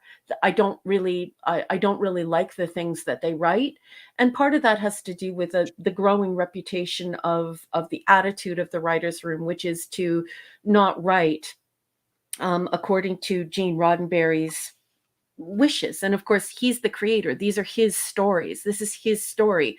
And even if you're riffing on it, you should really abide what he was trying to do. And so, as many of you know, as unpopular as it is for me to say, I'm just going to say it because, once again, it's the right thing to do. I don't like LeVar Burton, and I'm going to explain why. But first, let me get to my notes. Chakotay flirts with Janeway in this episode, and then they have a romantic dinner. And there are many folks here who don't really like the fact that Chakotay has to have a romance with every person in every episode. And of course, those of us who are hardcore Trekkies understand this annoyance because it is annoying. And so I'm going to bring it up. Synthahol does not cause intoxication. And she would definitely not be intoxicated. Seven would definitely not be intoxicated from 5 ounces of synthaholic champagne. So once again, it's very clear that Jerry Ryan is not a Star Trek fan. She doesn't know anything about Star Trek, and that the people who are writing this don't know anything about Star Trek, because synthahol does not cause inebriation. It also doesn't damage your liver, so you don't get drunk off of it. It doesn't hurt you, which means that you get all of the pleasure of being able to have an alcoholic beverage, but you can return to duty at any time you like. Ha, I said duty. Eric's going to love that. And also, you're not doing any damage to yourself, which is why in Relics, poor Scotty has to dig around and find something from the bottom shelf, and it's green. Seven's enormous feet next to B'Elanna's normal size feet are hysterical. Whenever I watch this episode, it's like, my God, they're like skis. Why does young Harry, 26 years old, have so much gray hair after only 15 years? Because he would be 41 years old, right? Because Harry was born in 2349 and it's 2375 in universe, which would make him 26. So plus 15, he'd be 41. And so I don't understand the horrible, horrible use of that nasty wig. The salt and pepper wig that is very, very cheap. It looks like somebody picked it up from a Halloween store, is unnecessary. Another thing I don't like is that they try and age him in this episode as though he would be the same age as Chakotay. And Chakotay, of course, is a lot older than Harry, right? And Chakotay was born in 2329. So when he starts on this voyage, he's 40. Is he 42? Anyway, in universe, he's 46, but plus 15, he'd be 61. So why do Harry and Chakotay look the same age? It's really important to look at the math when you're trying to entertain science fiction people. In this episode, Chakotay is with Janeway in 2375, but he's with Tessa Oman in 2390. So once again, we not only have Chakotay in a sexual relationship or a romantic relationship with not one woman, but two. And now I'm going to get into something here that's pretty important to talk about. I really don't care what LeVar Burton fans have to say about it, because it is absolutely despicable. And I don't care who finds it controversial or anything, any names people might call me. LeVar Burton is no longer blind in this episode. And it's very important. I've said this before and I'm going to say it again. It is absolutely unconscionable to me that he ruined the tribute to the TOS fan, a quadriplegic by the name of George LaForge. Now, George LaForge was a quadriplegic who was a massive fan of TOS. He showed up to everything in TOS. And so Gerald brought his name forward, but Gerald isn't the person who deserves the credit for this. Okay. Gene Roddenberry wanted to have a disabled character on the Enterprise, and he did not want that character to be bound by or limited by their disability. And it was incredibly important to him to show those disabilities and also offer the hope that those disabilities would be remediated by technology or ameliorated by technology. So this was a very inspired and cool thing to do in science fiction. But literally, LeVar Burton said, I have very expressive eyes and I don't want to wear the visor. And Gene Roddenberry, of course, was inspired to make the visor by his daughter's banana comb. He saw his daughter's banana comb in her hair, and which was a very popular hair tool that we used at the time. And he turned it into a prop. So every time you see Geordi without that visor, I want you to remember the quadriplegic George LaForge. And I want you to remember that Gene Roddenberry, who was a brilliant and beautiful person with a heart of gold, wanted to have a disabled person who would not be limited or defined by their disability. And he wanted that person to be blind, and he wanted that person to have a visor and to have a special knowledge that no one around him had, a special power no one had, an insight that made him respected. And that didn't hold him back. And as far as I'm concerned, LeVar Burton can kick rocks. He can also suck it. I think it's absolutely disgusting that he took the visor off and destroyed this story, and that so many people who are casual fans are unaware that he did this. So in loving memory of the quadriplegic George LaForge, who showed up to everything TOS, I doff my cap to you, friend. He passed away, but I doff my cap to you, friend. And I also doff my cap to my hero, Gene Roddenberry, who was writing about conquering disabilities with technology and being kind and loving and good long before the filth came along. Also, I should say that in this episode, they say Voyager has 150 people on it. You often hear me complain about the fact that they're always changing how many people are on board Voyager. And here, of course, they say twice that there are 150. I hate time travel episodes. This is a no-brainer with no brains. It's not horrible, but it's not good either. It's just a C. Yeah. C. I got you. That's actually, I was toying with a C or a D or C minus. I'm probably going to just go with a C like you did, because as far as just goofy entertainment, it's not really badly done or anything, but yeah, I don't know. The timey-wimey stuff, I can't really get into it that much. I think I'm going to go with a C minus, but I'll thank you for the super chat, Katie. Too kind. She said, not exactly how I wanted to cross the finish line. Oh, is it because it's the 100th episode? Is that what you mean? Okay. I guess it was, right? That's right. It's the 100th episode. Okay. Well, thank you, Katie. Very nice of you. Appreciate that. Love you. All right. So, I guess we're ready for any reviews you might have, folks. We always appreciate it when you can, because we have so many coming in and out that when you wait for us to get ready for them. So now I got to find where I put it. There we go. Now, as for reviews, The word is given. the word is given, and please come forth with yours. And while number one is preparing those, I will bring us some more Max Redstone Limerick entertainment. All righty then. Here we go. All right. Timeless by the great Max Redstone. Here we go. Toil and trouble, snow and ice. To change the future, roll the dice. So much speed, I would think. Not Voyager in a skating rink. Wow. Gladly, future Harry Kim is very precise. Oh, wow. Nice. Wow. There you Max. Max. Tip top for Max. He's always good. I always appreciate that. I have so much fun with those things. Okay, let's see here. Lasher said, C. I liked seeing the downed ship.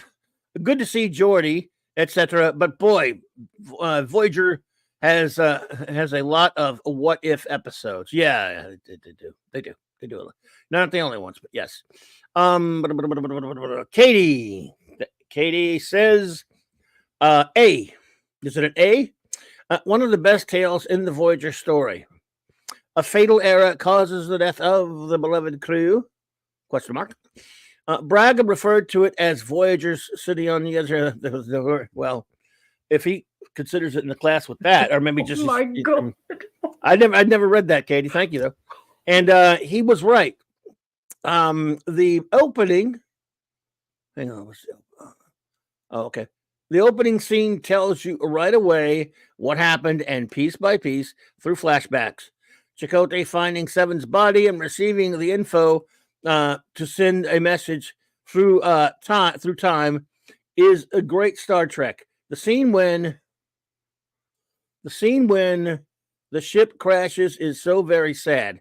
The moment it hits that cliff, they were all killed. Great performance by Wong. Only downer of the episode, Tessa. Glad Chakotay made the right goodbye.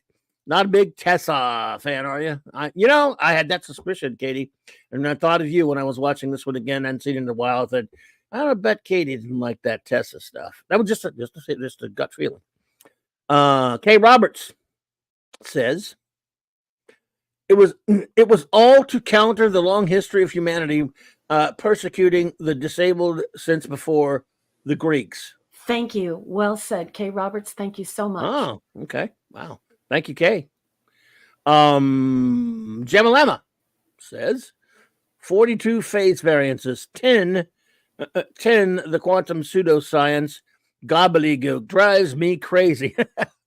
I like the plot device of using 7 of 9's Cortex thing to send the message back, not running the simulations before. Let's see. Before 42 phase variants, the quantum. Oh, it's weird to put the same one up there twice. It says one. That's one of two. That's strange. It said one of two. I'm not. Must be some kind of a chat glitch thingy. Oh well. Way it goes. All right. Shooter says D. A timeless waste of time. At least they went back into the slipstream tech. 15 years for Harry to grow a backbone, and he's still boring. Now I guess the slipstream allows them to go back and forth to the Delta Quadrant in that time, because obviously the Challenger had it, right? So, at least in some ways, a popsicle for the majority. The acting and dialogue is okay, but the seven skull is macabre. Yeah, Captain Geordi. Yeah, I don't buy it either. The fact that it was a circular paradox akin to 12 Monkeys would have worked, but then the series would have ended. Can't have that now, can we? No, you're right. Can't have that. Maybe she did it for the last episode or something. Enigmatic Drop Bear says F this episode. F, sorry. Not timeless, paradox. This has been said here before many times. Star Trek is the wrong universe for time travel stories. Yes. This episode and its ilk make this an axiom. Please, no more. Please, no more, he says. And what's with these little messages we have been seeing in recent time travel episodes about ignoring paradoxes? Mm-hmm. You can't get away with crappy writing by telling the audience to ignore it.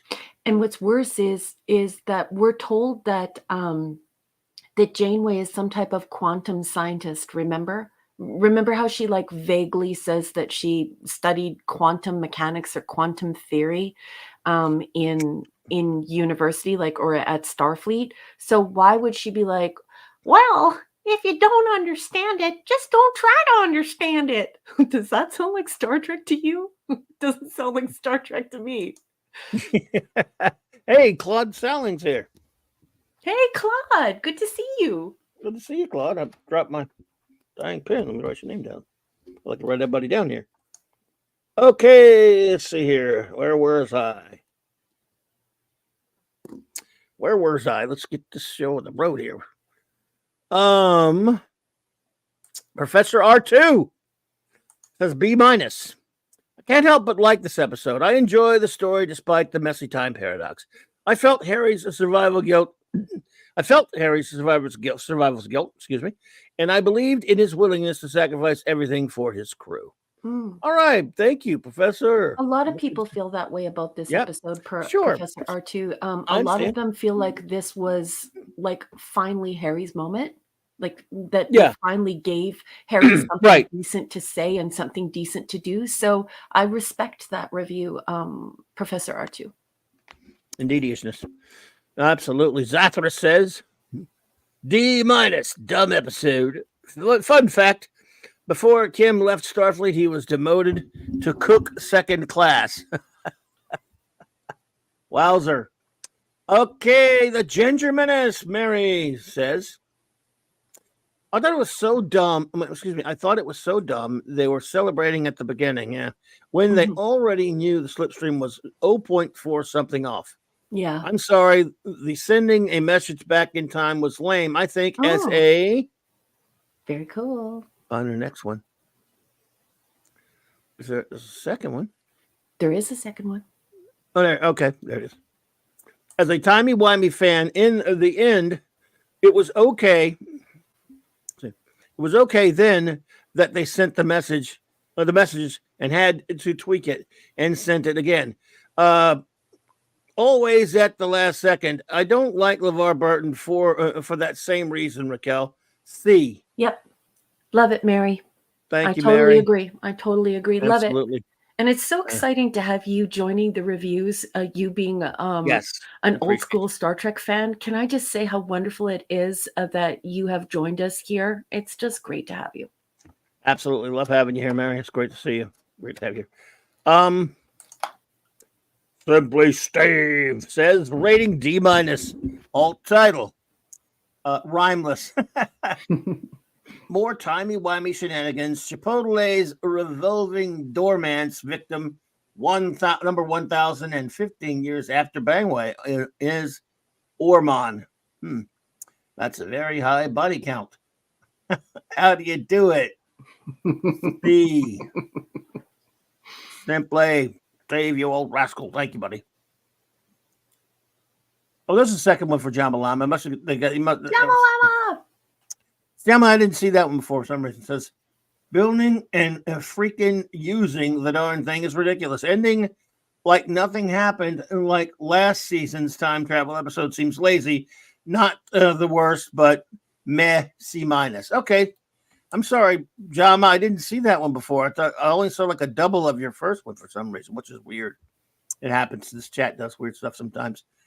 Princess Fiona says, looks like the dartboard hit time travel again. Please. Ugh. Time to go walk the dog. This is getting tiresome. You need an actual gifted and talented writer to do time travel correctly. You do. Yeah. Indeedishness. Space is mostly empty space. That's why we call it space. It's 99.9% empty. It's hard enough to find a planet when you're looking for one on purpose. Number 3. It's weird because John Malone is it doubled again. Unless he must have put him in there twice or something. No, I don't think so. I think I just clicked it once, but it might be producing more than once. I think it's doing some weird stuff tonight, boss man. Weird. Sorry about Jama. Anyway.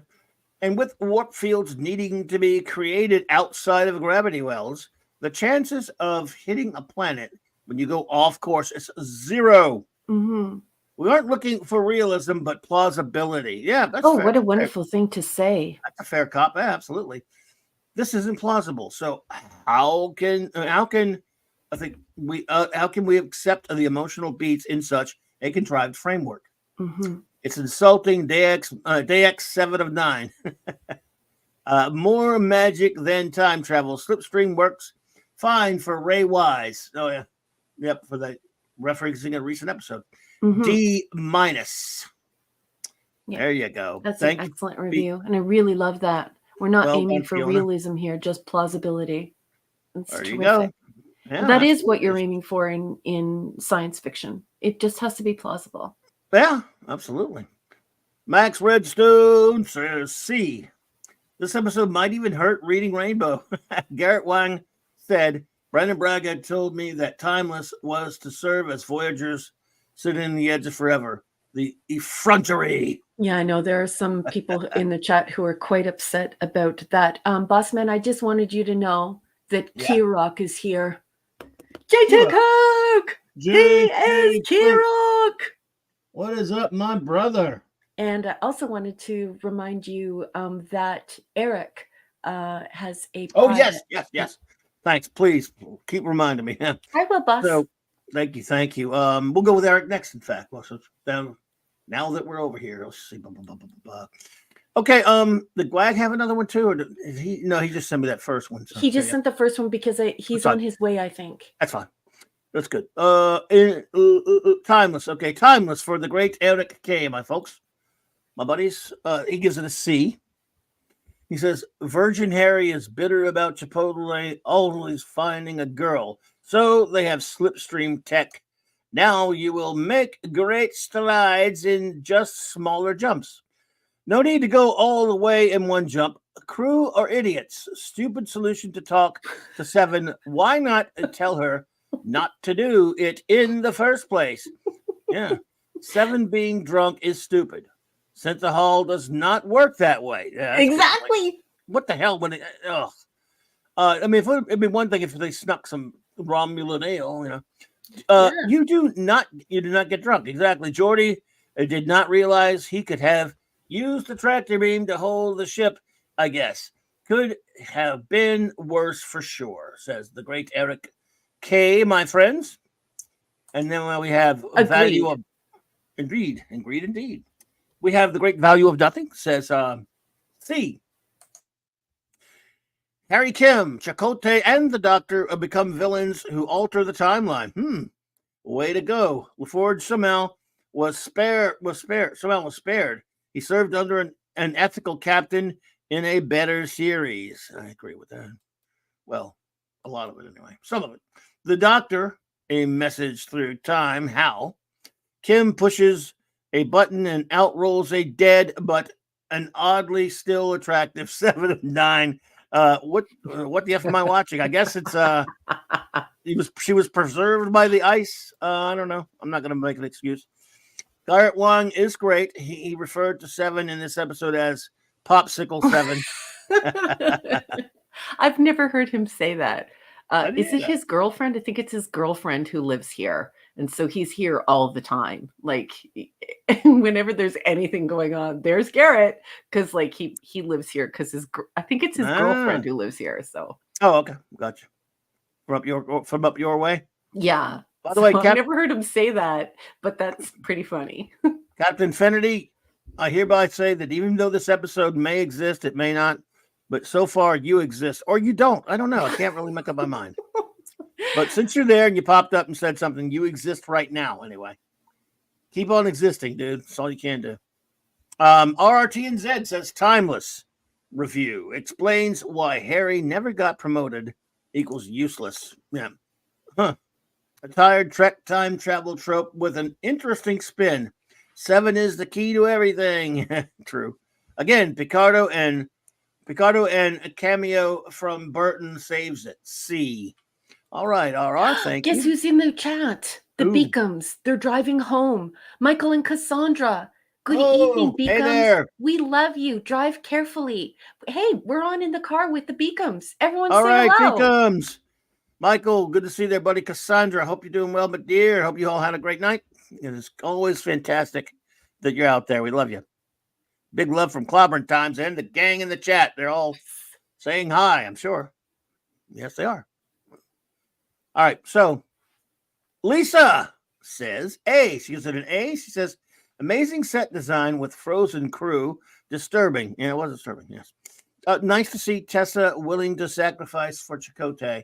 I really liked how this time travel was resolved as if it never happened, and Harry's message was nice, even though it never happened. That's another thing I got to say, though, for me, Lisa, and I understand what you're saying, but I find it a little strange. Like anyone would go along with something that if it works, it's going to wipe out their last 15 years anyway. But I guess that's the way it goes. And you're right, she had to make a sacrifice. Fanty Outsidery says, D. Why would Starfleet give a substandard engineer a starship? This episode is a mulligan. Instead of having them get caught in slipstream and have the crew use skill and brains to solve the problem. Pause for 1 second. Our great friend here in Alberta, the Comic Relief Crusader, has to leave it because it's his wife's birthday. Comic Relief Crusader, thank you so much for joining us. Have a wonderful birthday with your wife. Happy birthday to the wife. And we'll see you next week. Have a great weekend, sir. Yeah. Happy birthday to the little woman, buddy. That's right. Sorry about that, Clobby. Please continue. Oh, no, it's good. No, that's good. Cool. So happy birthday to the little woman there, man. And I hope you give her a good birthday, buddy. They do this. So if you make any mistakes, someone will come back and fix it for you. What's next? Future Kim will come back to stop past Kim from eating 10 tacos made by the bar rat. Fancy? I don't know. Good question. Good question, sir. Next week on Voyager, future Janeway helps Current with her log discrepancies, or maybe I think it means log discrepancies. They jumped 10 years closer, so why wouldn't they continue to tinker to get it right? Well, you got me, buddy, but I do understand where you're coming from, my friend. Maddie's daddy says B-. Both Robert Beltran and Garrett Wang had complained that the show was turning into Seven and the Doctor. Lotto Super 7. Yep. I, for one, like the variety. I hear you. Time travel stories are a dime a dozen, and most of us don't care for them. But it was good to see this unexpected pairing and to see Wang get to flex his acting chops a little. Indeediousness. Yeah, I hear you. And as good as Robert Picardo is, I'm getting tired of him dominating the landscape of Voyager. Mm-hmm. He's my favorite character, but I guess I know what you mean. I mean, he's so good, though. I can't help it. Once you start dating the producer, it's Lotto Super 7. Indeediousness. There you go. Well, there you go. Yeah, it's true. Jessica Baker. Hello, Jessica. Gives it a D. Said I could probably bang my head against the keyboard and write better script. Voyager has way too many time travel episodes that do nothing but muddy an already rocky story. Well, I hear you there, Jessica. I do understand. Very good and comment. I appreciate your review. Captain Finity says F. And he also says, it ain't no city on the edge of forever. Boy, that's for sure, buddy. You are correct. In no way does it even, get close. Not even close. JT Kirk says A+. Netflix was deleted by a crash ship and frozen in ice. I think he means That's why it's Neelix. giving it an A+. It got rid of Neelix. I understand Yes. where you're coming from. my friend. JT Cook, he is Kirok. Empress and M says, Star Wars hyperspace skips. Well, Emperor's NM is bringing up what a lot of people are bringing up in the chat, but we can't, digress into that conversation. But it should be said that a lot of diehard science fiction fans are saying that in the chat. Like our good friends who know their science fiction, they're like, why not just little bursts? Why did we need to make it all the way over the finish line? Why not use the technology to just do baby jumps? And then you're constantly shaving your time off, right? So a lot of people are talking about that because obviously the people in our chat are the greatest Trekkies in the history of all of Trekdom. So yes, I see them saying this, and I just want to give them credit for that. The great Scuba Pete says, B-. You're as cold as ice. I tried to send corrections twice. Oh no. I've seen the fix be bored. It'll happen all the time. Take the doctor's advice and leave the strip, please. 3 behind. Sorry, Scuba. I messed it up for you. Thank you, buddy. Drop B-. the mic. The professor of pun, the great Scuba Pete. Yes, indeed. The B-. Now, Empress also said this was the strongest episode of the 4, right?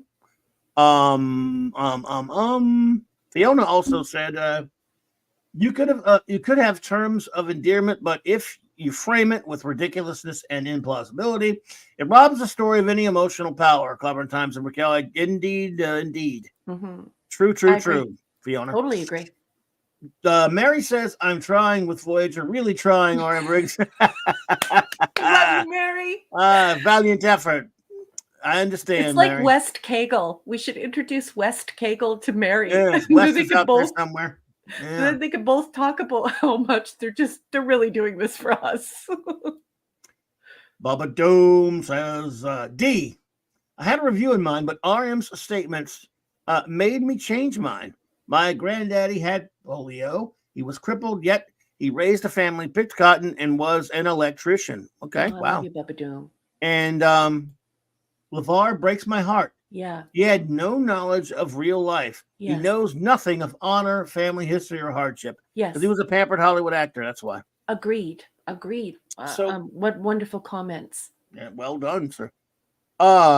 The great Mark D with a C, the chief engineer, will end our reviews of this one by saying A. Gives it an A. Not a fan of the timey-wimey stuff, but I liked how Chakotay and Kim wouldn't give up on trying to save their friends. The visual effects were also well done. Let's see.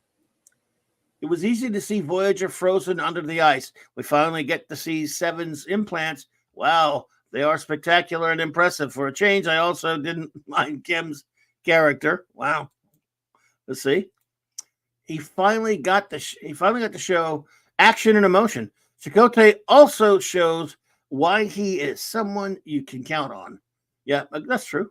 There was talk of bringing Voyager back to the Alpha Quadrant.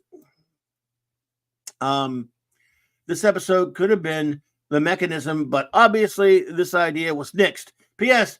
Kim got premature gray hair due to exposure to Neelix. Well, no, Mark, you know what I mean. Like, obviously, he would have a few gray hairs if he were 40 years old, right? But I just don't understand, like, why use, like, the Party City or the Halloween store wig? Because, I mean, they didn't even blend the wig in. Like, why not just get a can of the silver hairspray and put it at his temples? There was no need to put that goofy wig on him. I mean, obviously, I'm a cosplayer. I'm looking at that and I'm like, wow, that's like less effort than a local cosplayer would put in. So it's just meh. Indeed. Well, are we ready for our next episode? Mm-hmm. All right, folks. Our next episode is Infinite Regress. Radioactive just walked through the door. Everyone say hello to Radioactive. Hey, Radioactive. Welcome to Clobbering Times. Okay, here we go. Reed Richards' hair. Exactly, Larry. Okay, so the boss has called it. It's Infinite Regress. This is season 5, episode 7. And if you're following along in the celebration or the companion, this is production code 203. So once again, we were a little out of order in production with this week's episodes. Not us, the production team. This first aired on November 25th, 1998. And now let's stay copyright compliant, shall we? I'm going to be reading extemporaneously from Wikipedia, the horrible, horrible user-generated encyclopedia. But you know what? It's free, and we don't get into any copyright trouble, and it's a touchstone. So let's just get through it. If it sucks, we'll call it out on its BS and correct it. Malachi! Malachi D. Wildman, welcome. Malachi! Because these are coming through fast, folks. So everyone, please wait till we give the word so you post your reviews. Thank you. Okay. Continuing on course for home, Voyager's long-range sensors detect a debris field from a Borg cube. The crew decides to alter course to avoid the debris since the Borg tend to salvage materials and parts from their vessel and may return to the area. As their general course takes them closer to the Borg vessel's debris field, Seven begins experiencing a form of multiple personality disorder, and alternate personalities begin to manifest themselves. After several incidents witnessed by the crew, she is taken to sickbay to try to find the source of the neurological problem. Seven speculates that it could be due to an active and undamaged vinculum transponder device still in the debris field from the Borg vessel. Voyager alters course to retrieve the transponder device and investigate further. Once at the debris field, they find the transponder device still active and beam it aboard for inspection. Further scans reveal a synthetic pathogenic virus inhabiting it. After reviewing a number of data cubes, they deduce that the virus must have been introduced by the Borg cube's last assimilation, a small vessel carrying aliens referred to by the Borg as species 6339. Voyager searches out these alien travelers who reveal their attempt to infect the Borg collective with a virus designed to shut it down. 13 of the people sacrificed themselves to be assimilated so they could spread the virus. Part of their plan depends on more Borg finding the transponder device and to use it like Typhoid Mary. Well, that's not very nice. Poor broke old Irish lady, to spread the virus further into the Borg network. However, Captain Janeway wants to keep the vinculum for a short period of time to give the crew time to separate Seven from it. Seven struggles to maintain control of the personalities, splitting her consciousness, including some of the memories of the defeat of the Starfleet battle group at Wolf 359. There's no possible way she was there. I'm just saying that right now. While Chief Engineer Badalona Torres and her team begin the difficult task of shutting down the vinculum.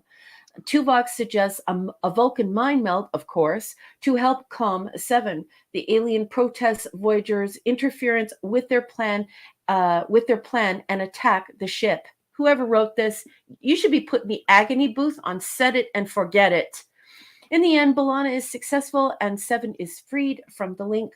The vinculum is beamed off the ship and the aliens disengage. In the closing scenes, Seven expresses to Janeway that she is unsure how to thank the crew for their efforts to save her. Janeway tells her to report to engineering to help with maintenance, and Seven agrees, but states that she has one crew member to visit first. She is revealed to be assigning readings to Naomi Wildman, Barf, who had earlier tried to engage her and helped her through her alternate personality episodes to help the little girl with her ambition to be a captain's assistant.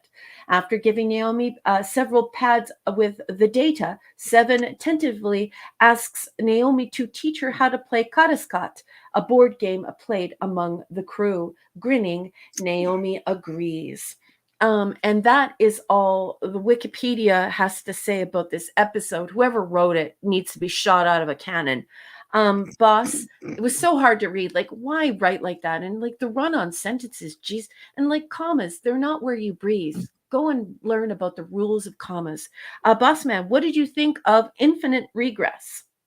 First of all, hello, shout out to Makani Draws. Thanks for popping in. Hey, Makani Draws. Nice to Oh, see it's you. good to see you. Good to see you. Well, actually, I think I liked a lot of the ideas in this episode. I had some problems toward the end, the way it kind of fell apart for me, and some of the conclusions or some of the way it all shook out.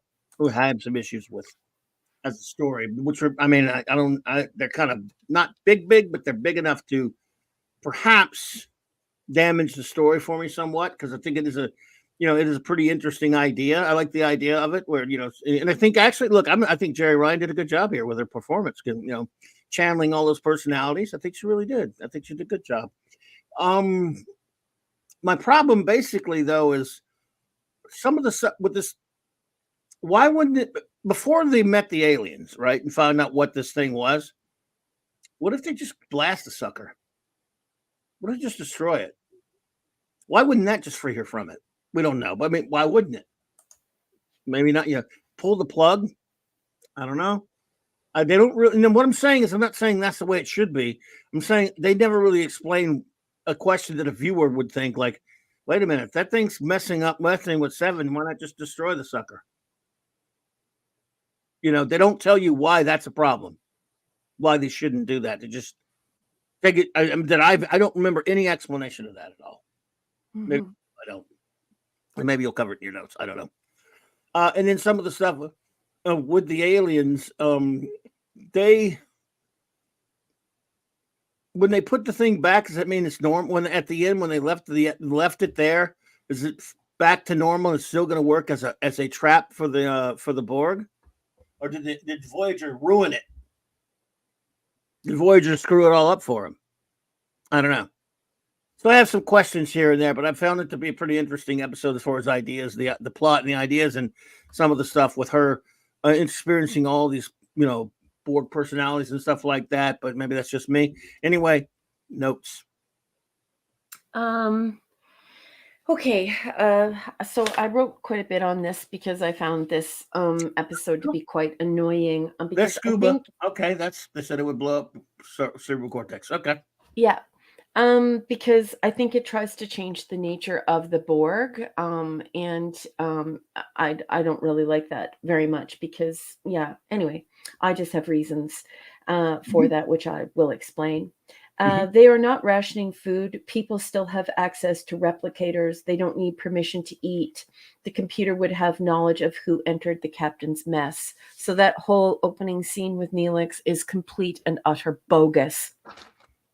You would have a replicator in your quarters, and certainly the officers would.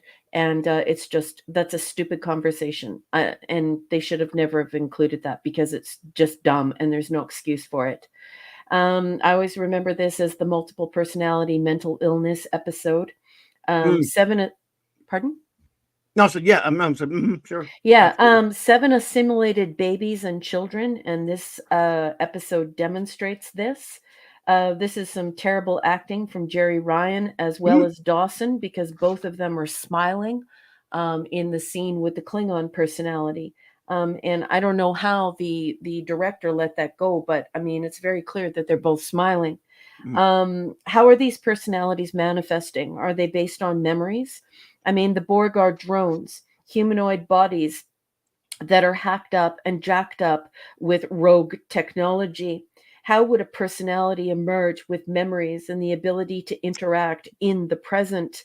These aren't delusions from stored memories or memory engrams. These are people she has assimilated, resurfacing in the present within 7. Who and where are they projecting from? I don't believe the Borg store personalities or personal memories. They cannibalize people and use them as parts. When one is injured, they simply rip off an arm or a leg or a head and put it on another. This storyline would suggest a possession of spirits. And a possession of spirits isn't exactly science fiction. Seven's arms, when she's on the bio bed, are not in restraints. And then I put, does Tuvok kill them? What is the nature of killing them when he's throwing them over that chasm?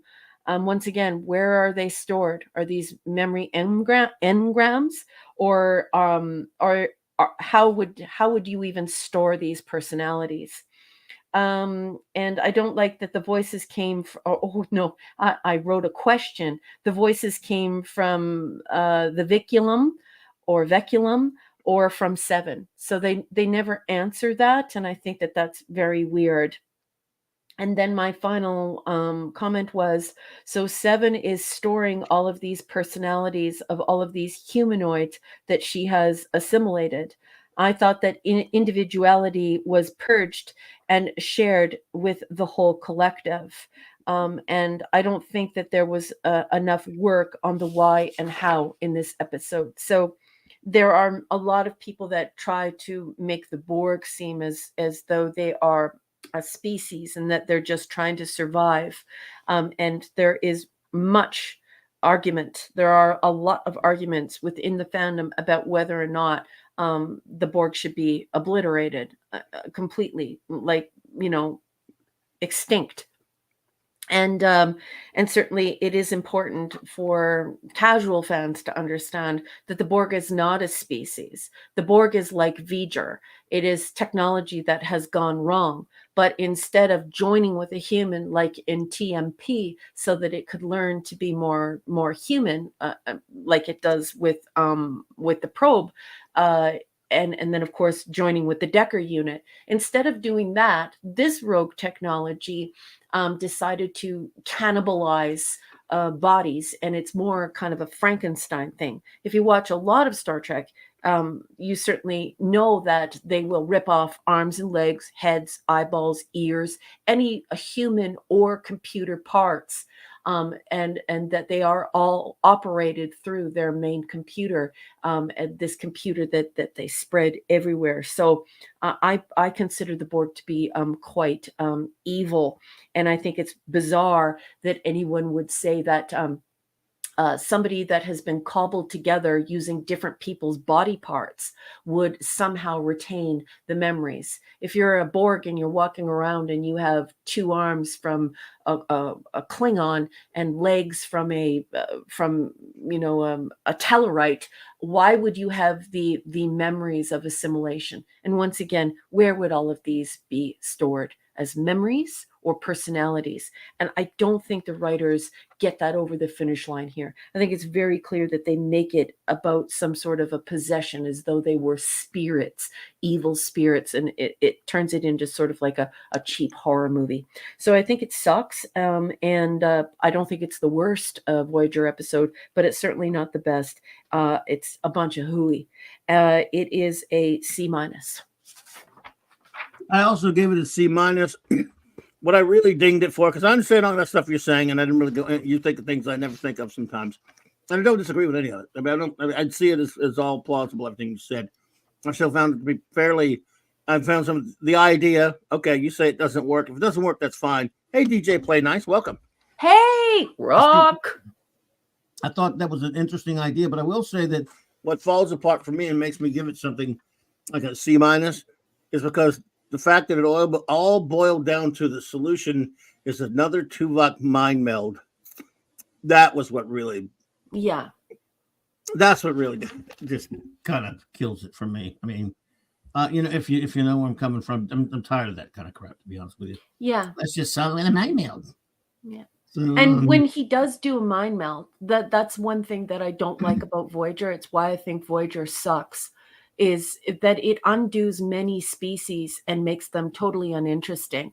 And I have provided many receipts. This is not empty talk.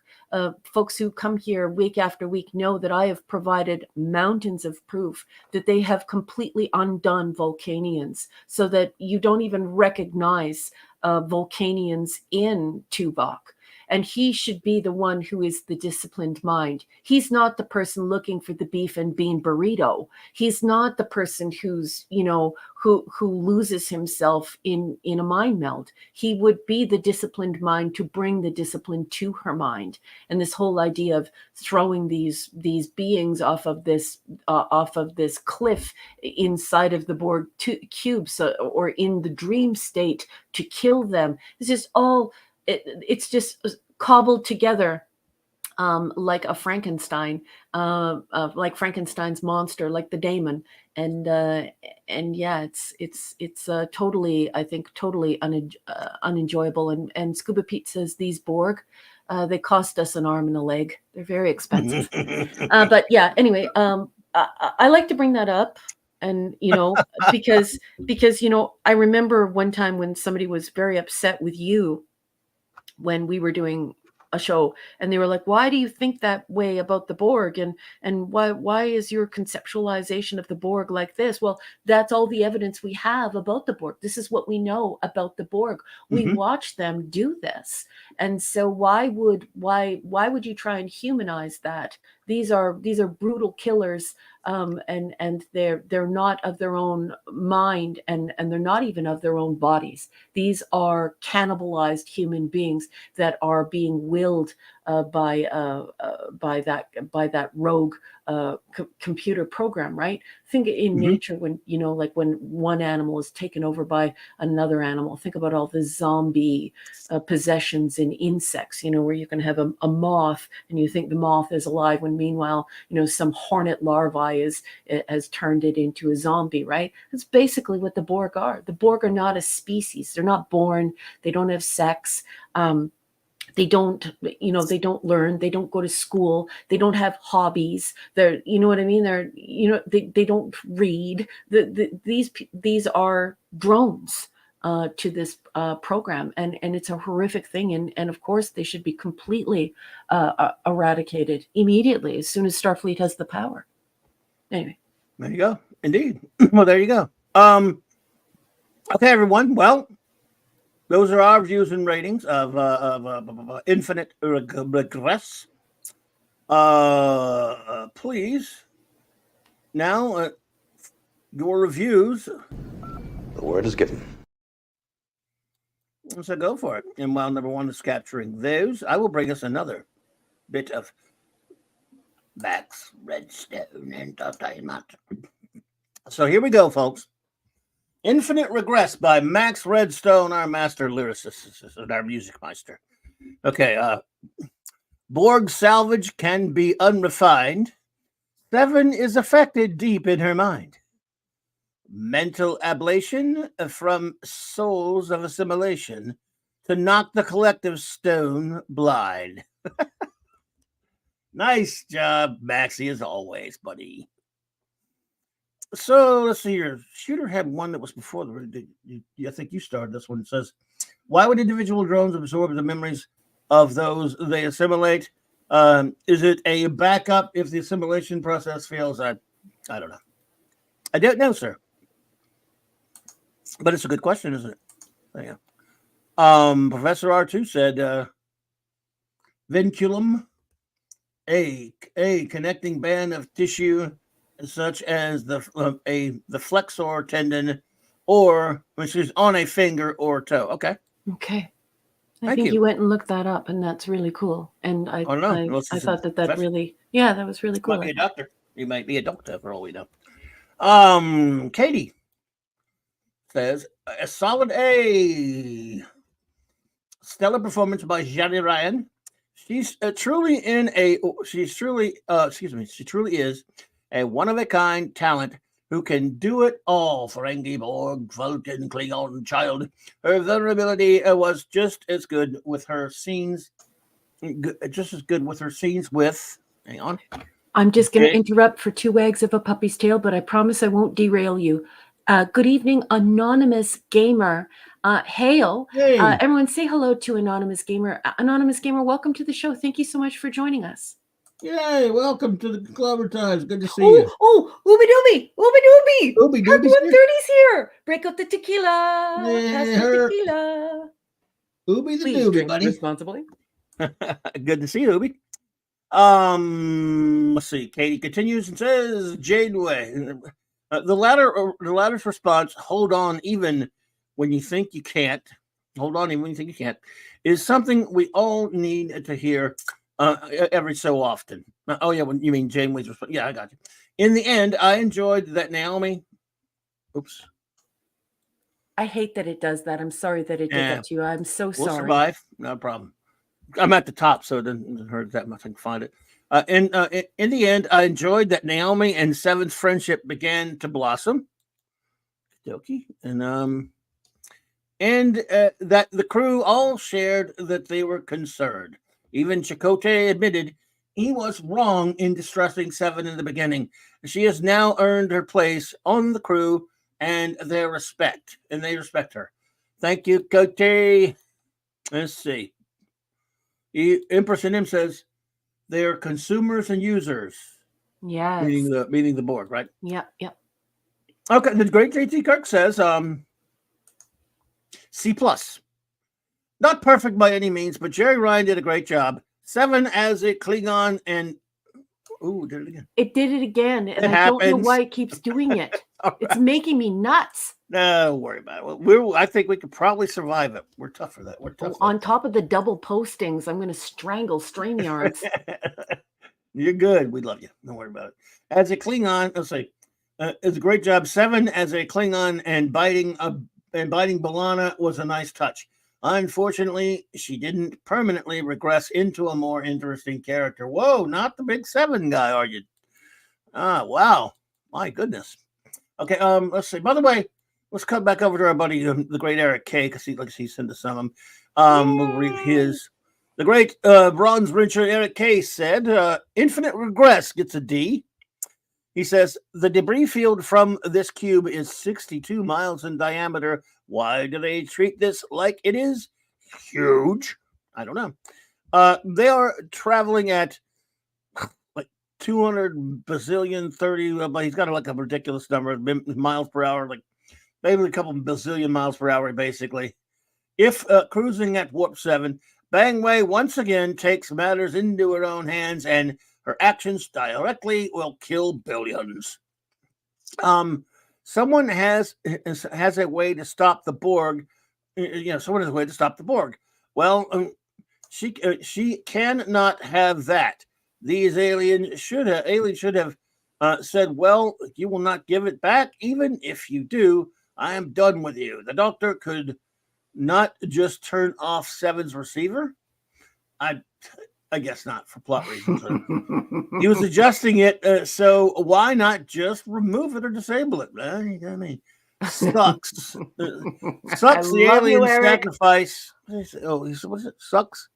He says, sucks the alien sacrifice was all in vain, ruined by Bangway. Yeah, true.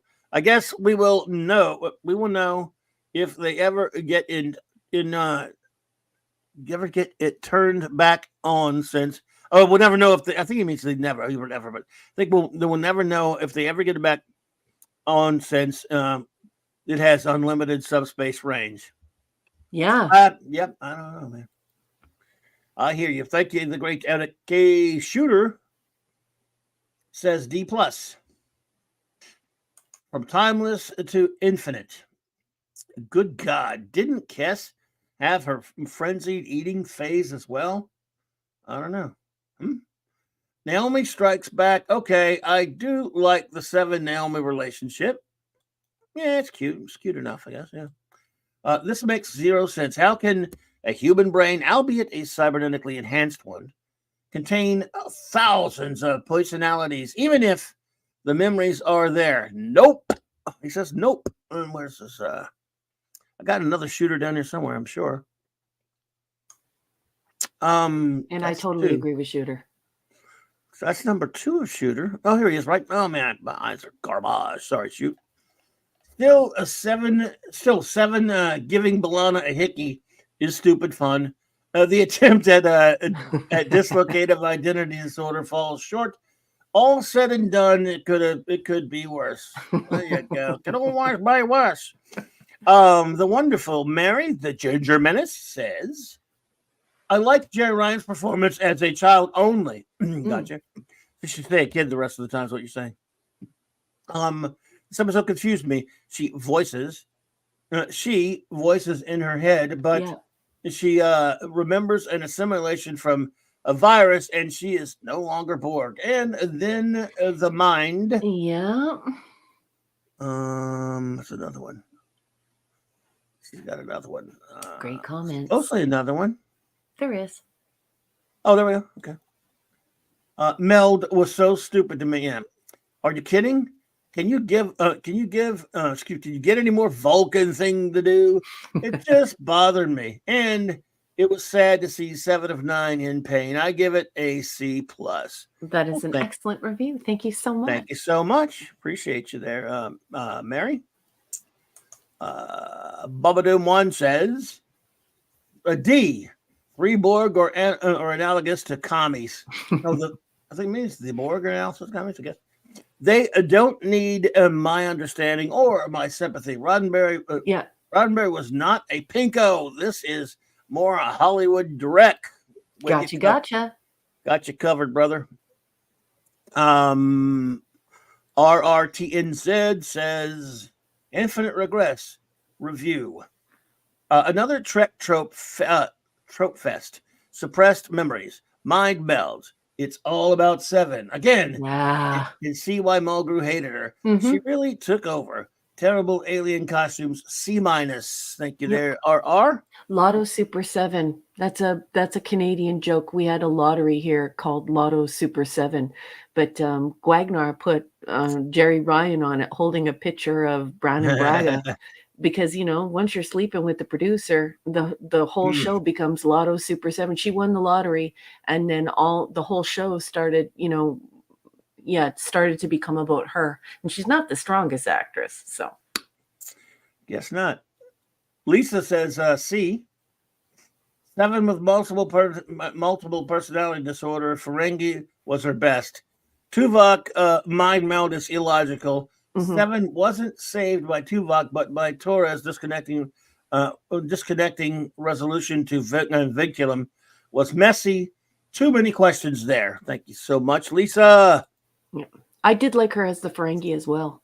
I like the Ferengi. Well, she was fine and all of them to me, but she was pretty cute when she did the Ferengi. But no, when she did the Klingon, her and Dawson were both smiling. They should have edited that out, or at least shoot the scene one more time without them both looking like they're going to burst out like with a full smile. Like, it was bad. Yeah, I guess she did the young girl fairly accurately, but I guess that's easy acting. I don't know.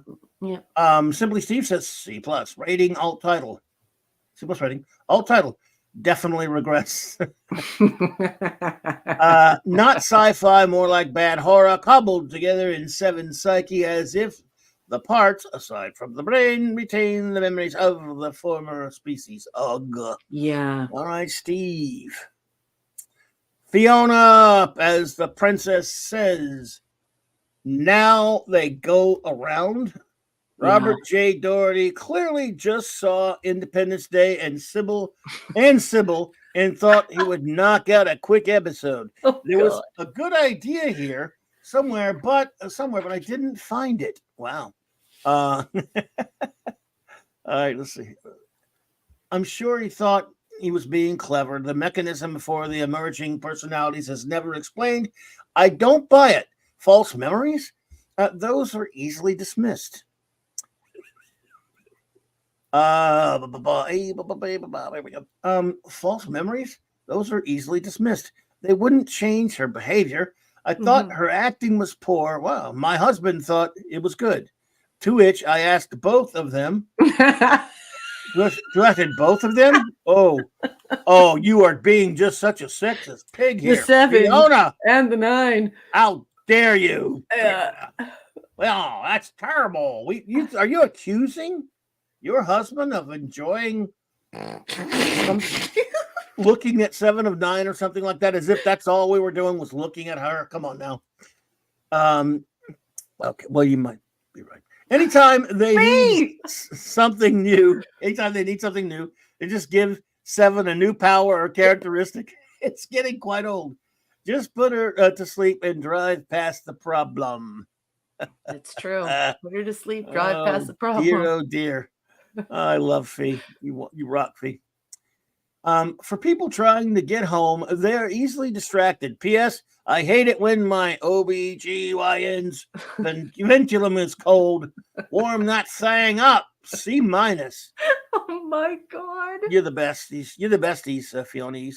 I love Adam Gray says in the chat. These aren't the socialists you're looking for. Yeah. Indeed. Enigmatic drop bear, the great one says a C. Not sure how a biological pathogen can blow up a Borg cube, but there you go. Mm-hmm. The Borg neural interlink signals permeate subspace and can't be outrun. Mm-hmm. So 7's condition should be chronic. Mm-hmm. Those quibbles of ventilum weirdness, voodoo rubbish, and all the usual Voyager flaws aside, the dynamic between 7 and Naomi was interesting, and MPD is well suited to a character like 7. Yeah, makes sense. It's just too bad that the execution was so poor. Scratch this one up to the long list of lost opportunities. Good one, ED. Thank you. Lasher says, C, not a horrible episode, but all the personality bouncing around does start to annoy me. I agree, Lasher. Gotcha, Lasher. But Professor R2 says, D. I get the same people like Ryan. I get that. I get that some people like Ryan getting a chance to stretch as an actor, but this whole story is utter nonsense. It is. Borg don't assimilate individual personalities. Nope. They just want you for your body parts. You're a husk to them. A huskity. Mm-hmm. RRTNZ. Oh, thank you so much for the super chat. You're too kind, my friend. Says, love this ep. When 7 of 9 screamed Hulk smash and destroy the infinite improbability drive, sealing the Daleks in the Phantom Zone, I snickered. I love when you do that. I absolutely love it. I love your poetry, RR. I love it so much. RRTN said, thank you so much. You rock. You rock, sir. The great Max Redstone says D-. Novel idea, piss poor execution. Oh, wow. Someone should develop and deploy a weapon that would destroy the Borg. Jean-Luc. Someone should develop and deploy a weapon that would destroy the Borg. I'm Jean-Luc Picard. I am low cute ass. I do. If he was Locutus, she would be named Low Cute Ass. Oh boy. I do give some credit. It had potential. Oh, that's his only one. Okay, I thought he had some more. Oh no, he has an addendum. Max Addendum says, addendum. It would have been more interesting if the species 6993 virus attacked 7 and she was still part Borg. Got you covered, sir. I think. No, I was just gonna speculate. I think it would have been far more interesting if she would have been taken to the brink of having a nervous breakdown or something, because she started to remember all of this gruesome Dr. Frankenstein stuff that she was doing to all of these different species, and instead of the memory stuff. Yeah. Now here's you on FM. Here we go. Maddie's daddy says, C.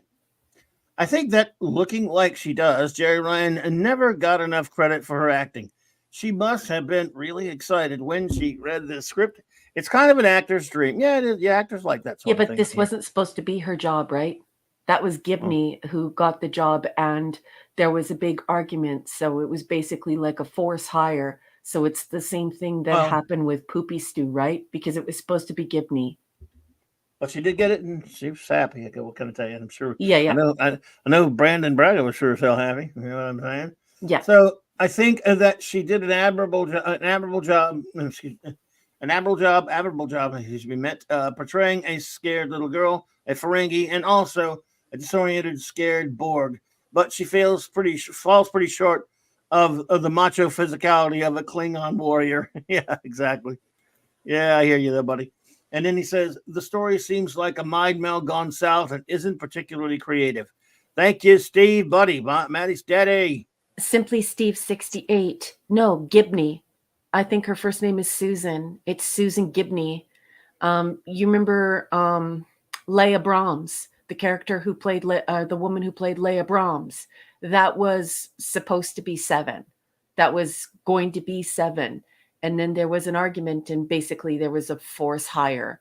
And that is not only through that has not only been verified through interviews, but it's also on the official Star Trek site. So it's not just like some rumor, some crap, or some BS that went around at conventions when somebody said something that they didn't like or something like that. It's verified. It was supposed to be, I think it's Susan. It might be Suzanne, but I think it's Susan Gibney. And the woman who played Leah Brahms was to be 7 of 9. And very late in the game, Jerry Ryan was brought in, and basically it was the same thing that happened with Poopy Stew. It was a force hire. It was like somebody just said, no, this person instead. So yeah. Anyway, Gibney is her name. And she played Leah Brahms. Yeah, she played Leah Brahms. So yeah, she was...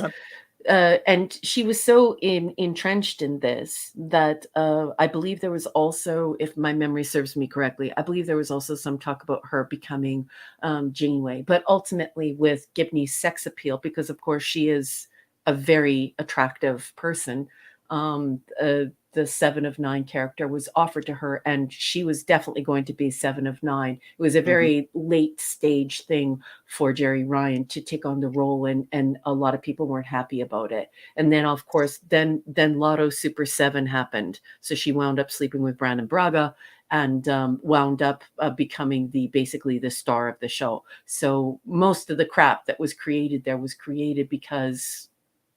Yeah, you know, when you step in poo and then you're like, why does my foot smell? Well, that's Hollywood for you.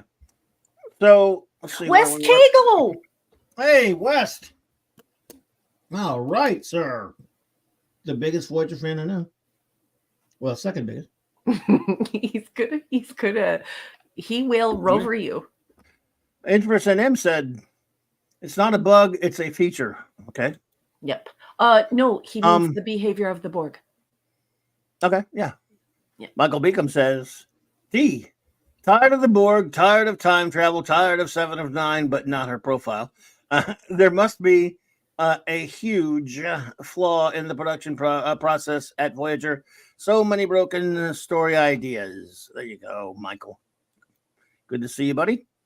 Value of Nothing says, B, this episode uses the science fiction device of the Borg. 7 learns to play Scott with Naomi Wildman and become a bit more human. Let's see. This episode uses the science fiction device. Oh, it's the same one again. It does that same thing again.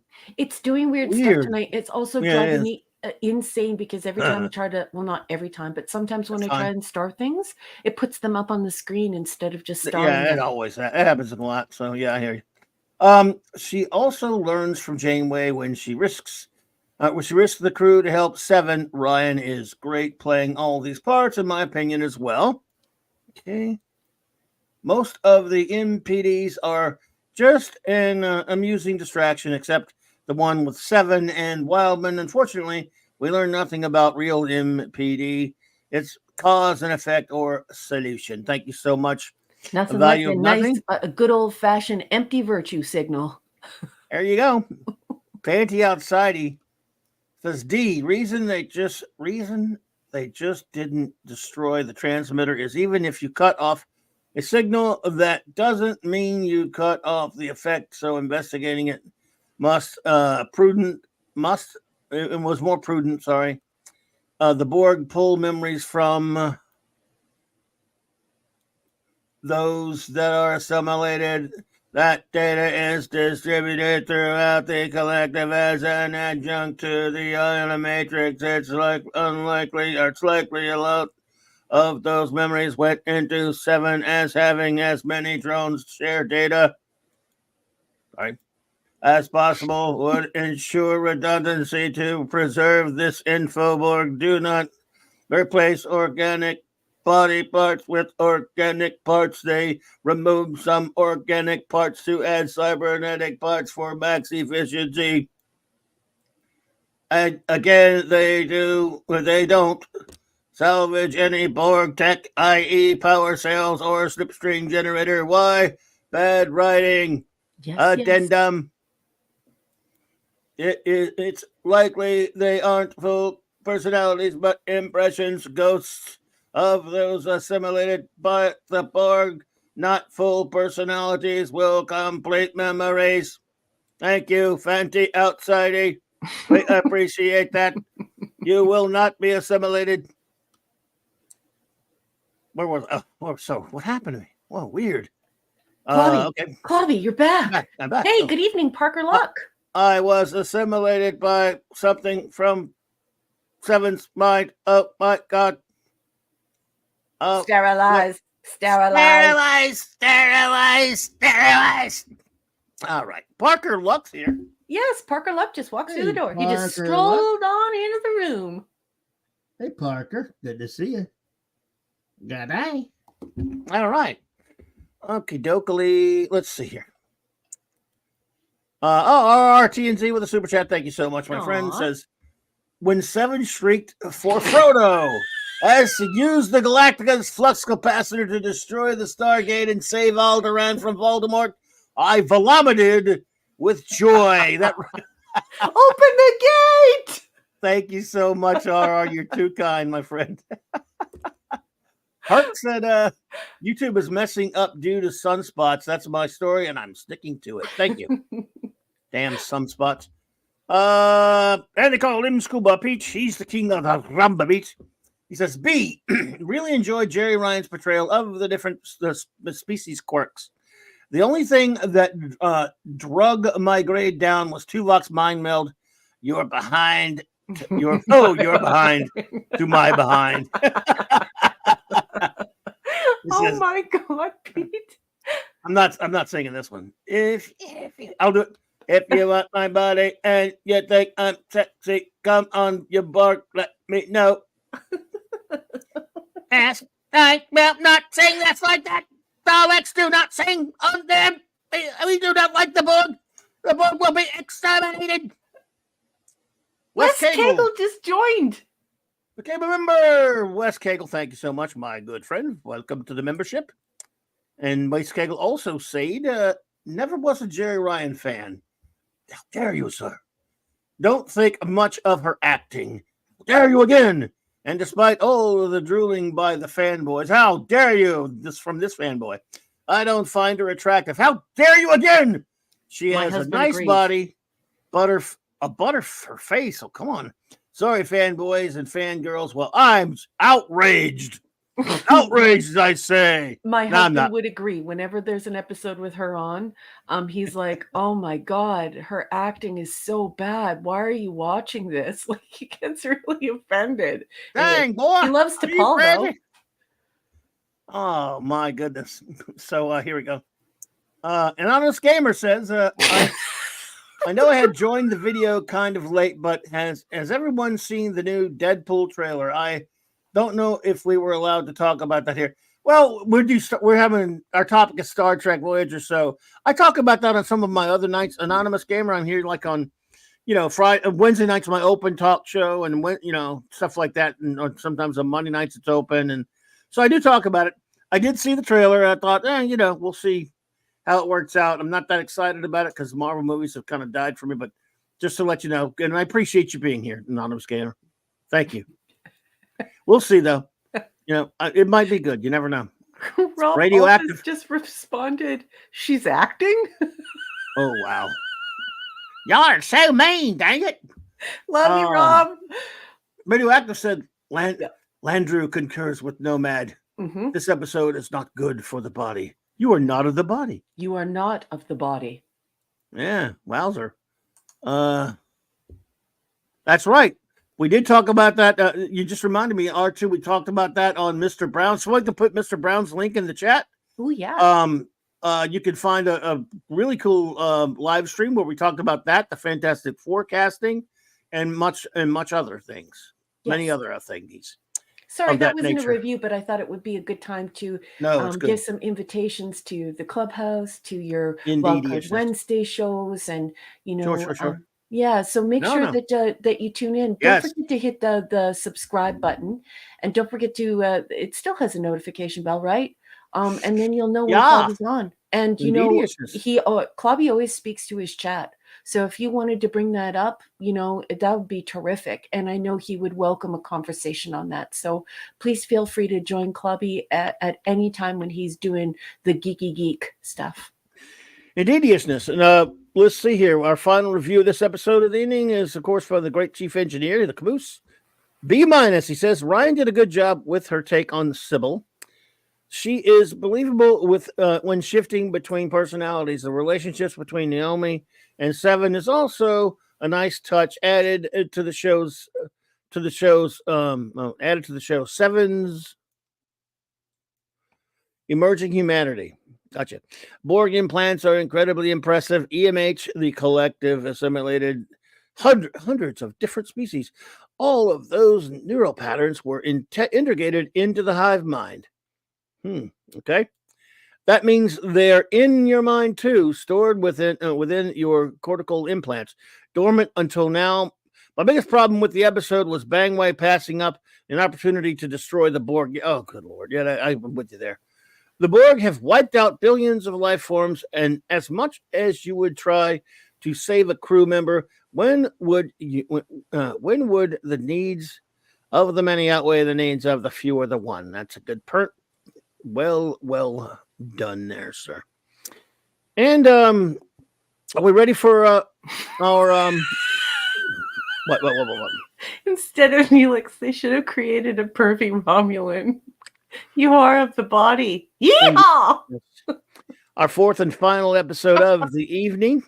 God, Mars Monkey Max is Nothing Human, and now I gotta go turn my heater on for one thing, and then I gotta go get some medicine. So, but you handle the review there, number one. And I will be back. Okay, go for it, everybody. I shall return. Lasher says, "Hey, Clobby, you did all of the movies. Would you be willing to do that again after the Enterprise reviews?" I'll start that, and we'll talk about that after. Yeah, we'll talk about that a little bit later at Lasher, but yes, nothing's out of our own possibility. Be right back. Okay, sweetheart. Okay, everyone. I can't look at the chat now because I'm going to be reading from Wikipedia. So this is Nothing Human. This is season 5, episode 8. And if you're following along in the companion or the celebration, this production order is still out of order. You're out of order. It is 200. This first aired on December 2nd, 1998. Let's stay copyright compliant. I will be reading extemporaneously from Wikipedia, the user-generated encyclopedia. This is the summary for Nothing Human. Voyager encounters a distress call and finds a ship with a non-humanoid life form on the verge of dying. They transport the scorpion-like? They transport the scorpion-like creature to sickbay. It does not look like a scorpion, okay? But it wraps around B'Elanna Torres, creating a physical and biochemical bond. Doing nothing means Torres will die. Separating them risks killing them both. The Doctor programs the holodeck to recreate the brilliant Cardassian exobiologist Krell Mozet to help. Yes, Professor R2 Roach-like. A Bajoran ensign reveals that Mozet made advances in medical research by experimenting on Bajorans during the Cardassian occupation of Bajor. Torres, a former Maquis member, refuses to accept any procedure developed by the Cardassian hologram. Mozet discovers a procedure to separate the creature from Torres without harming her. In order to save Torres, Captain Janeway orders the Doctor to proceed despite her wishes. The Doctor and Mozet begin the operation on the holodeck. A ship carrying the other scorpion-like aliens. No, they look like roaches, like green roaches. Arrives and holds Voyager with a tractor beam. The holodeck loses power, putting the operation at risk. Janeway insists on a peaceful solution and refuses to counterattack. First Officer Chipotle reroutes power to the holodeck, allowing the Doctor and Mazette to complete the operation. Janeway has the creature transported back aboard the new ship. The ship leaves. Whoever wrote this, oh! Torres is furious at Janeway for overriding her wishes. The Doctor faces a moral dilemma regarding the Mosette program. Mosette argues that although his medical knowledge was obtained unethically, it could benefit humanity. Furthermore, since the Doctor has already used the unethically obtained knowledge to save someone, the Doctor is no better than he. The Doctor cannot, in good conscience, continue using the Mosette program and its knowledge, and orders it to delete it from the computer. Oh, yes, shooter, like a silverfish. I haven't seen one of those in years. Yes. Yes, Rob Altus, that's what they call Chicote. The chat, they call him Chipotle. And now I give in to the chat. What can I say? You know, I love my friends. So boss, that is all the Wikipedia has to say about Nothing Human. What did you think of the episode, boss? That damn creature, whatever the hell that is. Hey, there's Quag. Look, there you go. What's up, dude? I knew he'd be here. Quag. I don't know. I mean, some of you having these conversations about things like this. An episode that is about having a conversation like this is the kind of thing, you know, that I'm looking for sometimes in my Star Trek, I guess. Some of that stuff and moral dilemma between, and that was a terrific performance by this Cardassian dude or whatever. He looks weird for a Cardassian. Something about him's off. Cardassians have hair like that? No, What is he, like half human? Yeah, and he's also really small. So originally, Is he?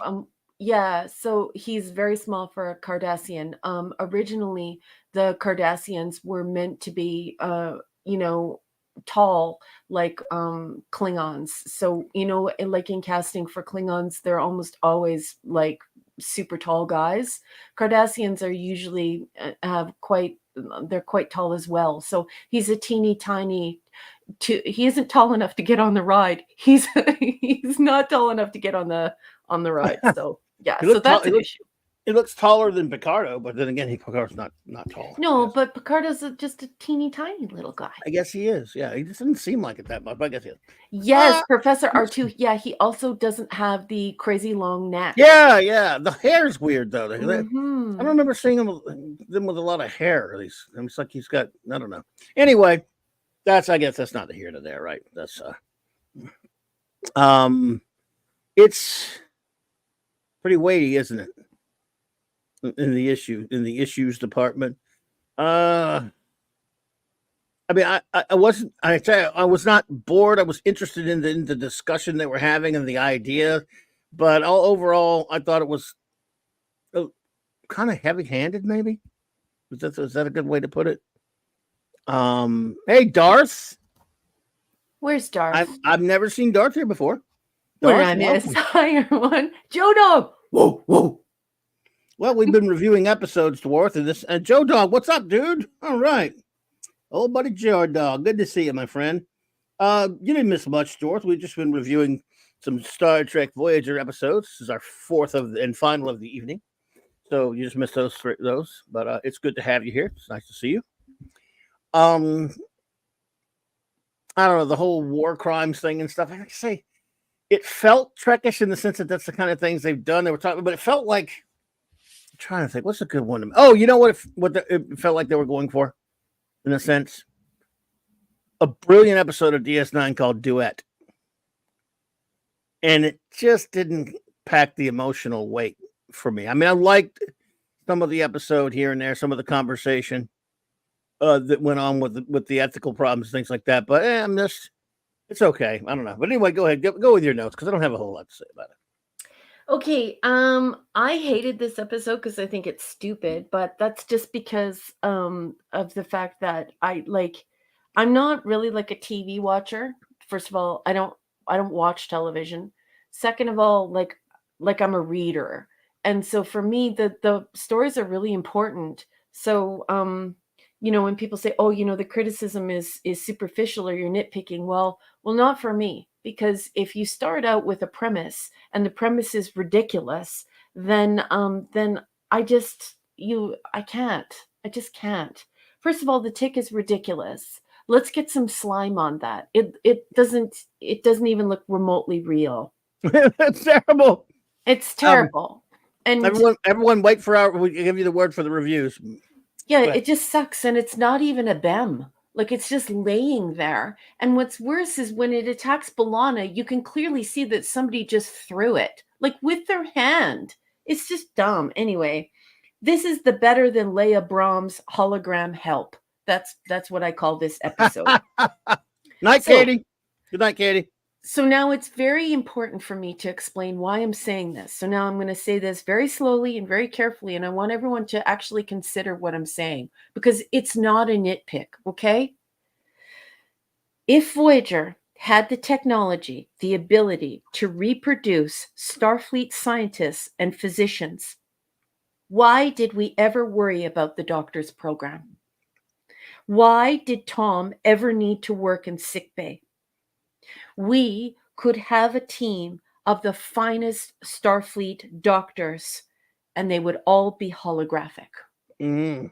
So why did we do that? Why did we have Tom in the sickbay learning to become a nurse? Why did we have Super Tess becoming a nurse? Why did we ever worry about the doctor? The computer has Make the 'em. ability Right. to create the finest team of doctors. We could have had McCoy. We could have had somebody at the same level as McCoy. So it is an incredibly stupid premise that asks you that to scoop your brain out, to give yourself a frontal lobotomy with a straw and a melon baller out your eye socket so that you can get along with it. And it does piss me off, because they went to so much trouble to say that they could not rebuild the doctor if they lost the doctor, that the doctor wasn't downloadable, but then the doctor was downloadable, that the doctor wasn't reproducible, but then the doctor was reproducible. It's just, I'm sick of it. And it's really shitty writing. And so people can put flowers on the poo. They can spray the poo down with perfume. They can do a whole bunch of mental gymnastics. They can dip their fingers in the poop, and they can finger paint in their own feces. But the thing of the fact of the matter is that the premise of this episode is complete and utter shit. If I were Janeway, if I were Bangway, the first thing I would do is get rid of the doctor and have a team of the best Starfleet surgeons. So it's crap. And what it does is it makes the viewer sit there and say, well, what have I just been believing for the last 4 seasons of shows, the last 100 and some odd shows? Okay. Also, the tick thing that looks like a green cockroach. It leaves absolutely no wounds, no slime, no fluids, no tears in her uniform. She just stands up. No problem. Nothing's wrong. It's gone. So how was this thing connected? They care so little about your critical thinking that they don't even create any physical indication that she had this enormous Muppet on her chest, and it did nothing to her. The episode is meant to elicit a dialogue on medical ethics, but it completely forgets about all of the rules of Star Trek, and it completely forgets about its own rules. It completely forgets about its own storytelling. So you can't engage with the cerebral topic that's on order, that's on offer, I mean. So both doctors come from Voyager's computer. So that means that you have to be a moron to watch this episode. And another thing that I don't like about it is Mm. they get all of the damning information about Mazette, this Cardassian doctor, from the Starfleet computer. Now, so if Starfleet didn't delete the info, huh? And if the Federation didn't ban his research, huh? So all I have to say is Starfleet knew, the Federation knew, they put it on Voyager's computer. And all I have to say is this is the prequel to the filth. This is everything that Gene Roddenberry hated in television shows. It's meant to make the viewer feel like a moron.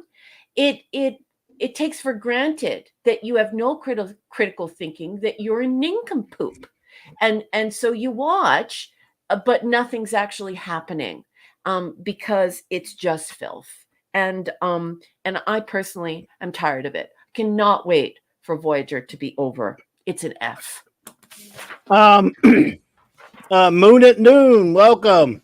Moon at noon. I don't think I've seen you here before. Welcome to Clobbering Times. Good to see you. Good evening. I give it a D. I don't know, but I understand what you're saying.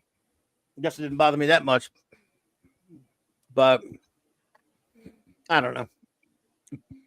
I don't feel strongly enough to defend it. It's nothing to defend. So everyone, please come forward with any reviews, rating and review you might have of Nothing Human, and I will bring us some X Red Zone entertainment. Well, number one is getting this ready.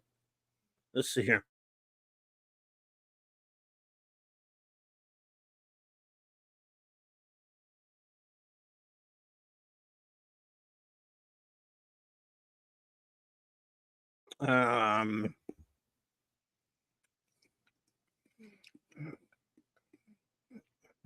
Sorry, everyone. I got caught eating a candy.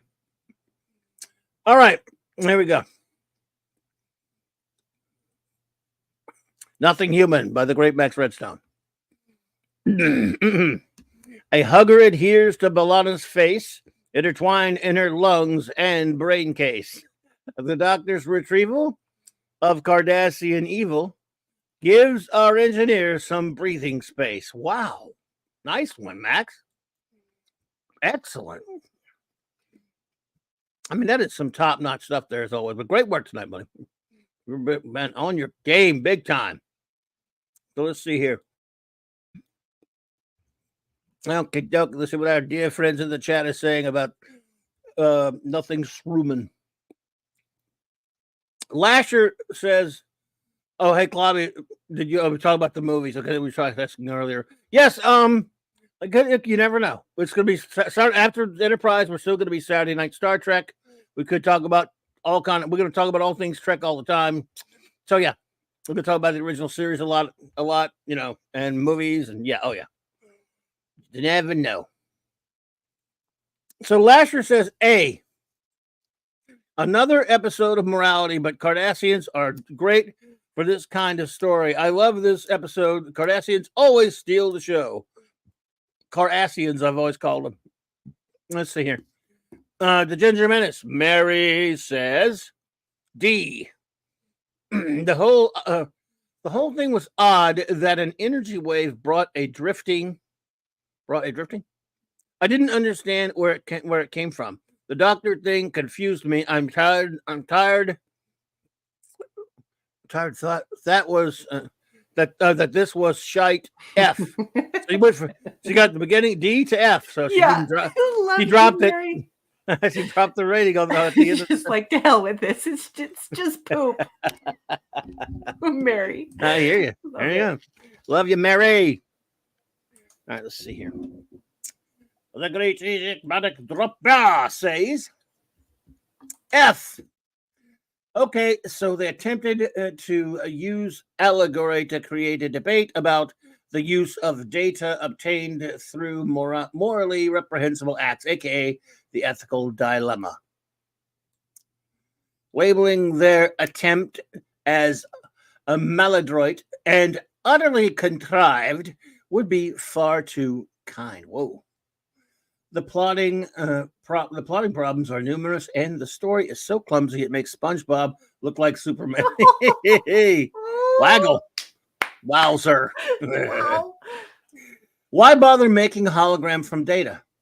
Yeah. Why make it a Cardassian? Yeah. Oh, I know, because we have Ex Machina on board. Good grief! Yeah, it was so contrived. Is just perfect. Why wouldn't they just use the information from the Cardassian doctor and download it into our doctor?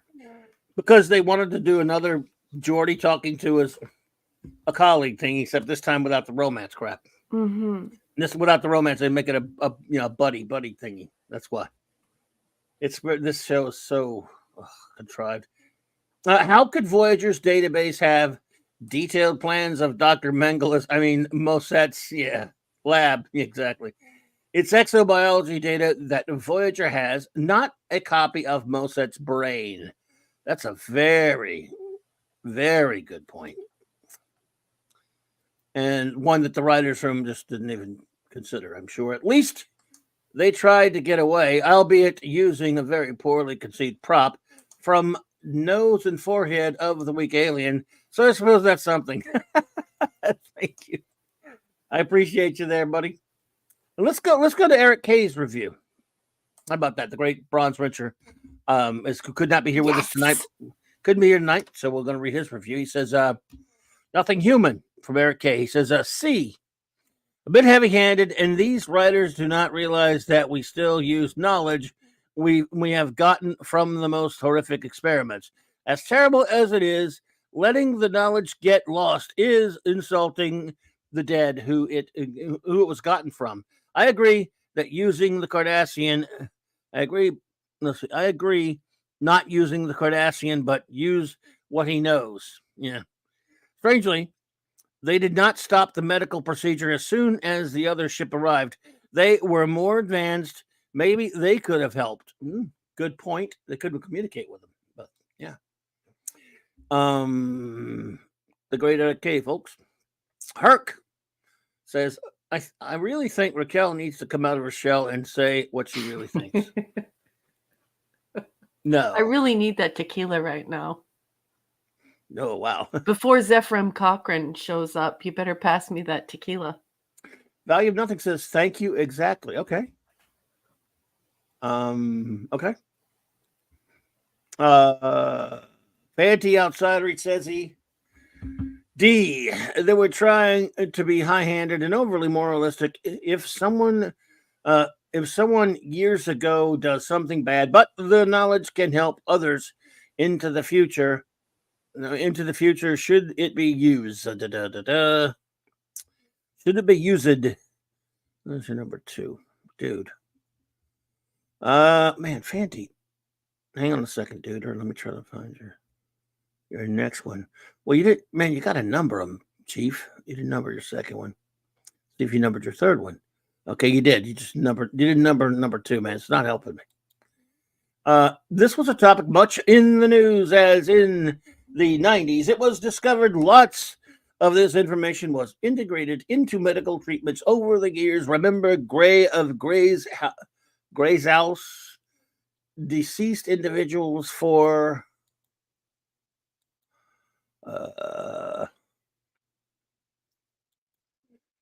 his research, which was taboo at the time, but that is still used to this day and even mentioned in Voyager as a download. Harry gives Tom oops, but they want to preen and moralize, acting like trying to make lemonade out of the lemons of history to aid others where originally harm was intended in the smarter, better path. All right, Fanty. Deuterishness. Let's see. All right. Okay, doke. Simply Stevie says F rating, alt title. Nothing useful. Nothing useful. They couldn't get the creature's topology right. They couldn't get the creature's typology right. Is it a scorpion, a tick, a roach, a blunt smoked down perhaps? No info on it. Baloney, a host like Dax. Uh-oh. Okay. Shooter says, oh, that's weird. 1, 2. Wait a minute. It says 1 of 3, 1 of 2 of 3. It keeps doing it. I'm so sorry. That's I don't right. know why. Don't worry. It's making me crazy. I'm trying to now figure- it will not let me star the message. Oh, there it just did. And Ray Lucard just walked through the door, boss man. Okay, Ray Lucard, hey there, good to see you. It's just weird because Shooter has 3 here, but this one's not a review, so I guess it threw me off. So this here is not a review, but it's before this review, so it kind of threw me off. Yeah, I thought it was the beginning. Tuvok says that's okay. Tuvok says it is not logical to use the research, but logically the knowledge exists and can be used to save lives. Condemn the man and the method. But if you can save a life with the knowledge, do it. Then his review, though, is C.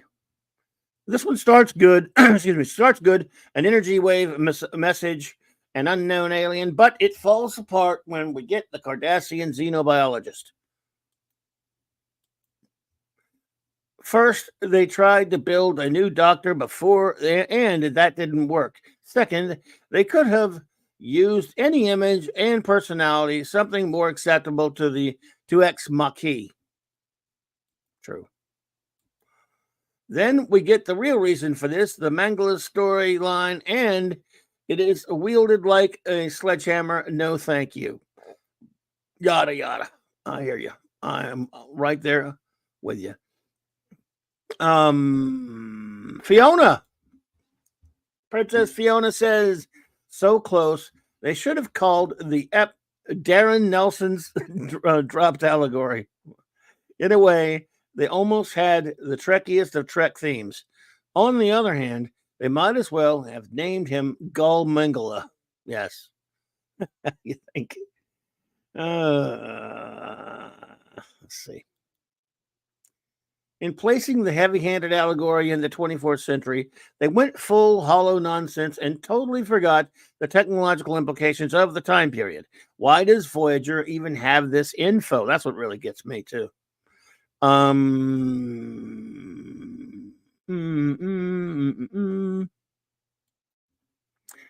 So close, but light years away. It ended up being nonsensical and heavy-handed. I think heavy-handed. And have it as a neutronium hammer.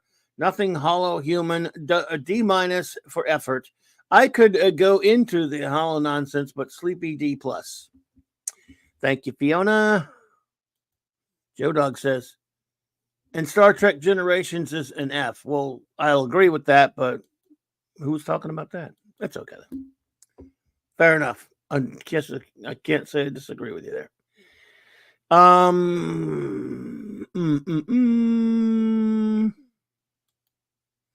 Value of Nothing says exactly how I felt. This is a new low. Okay. Ooh.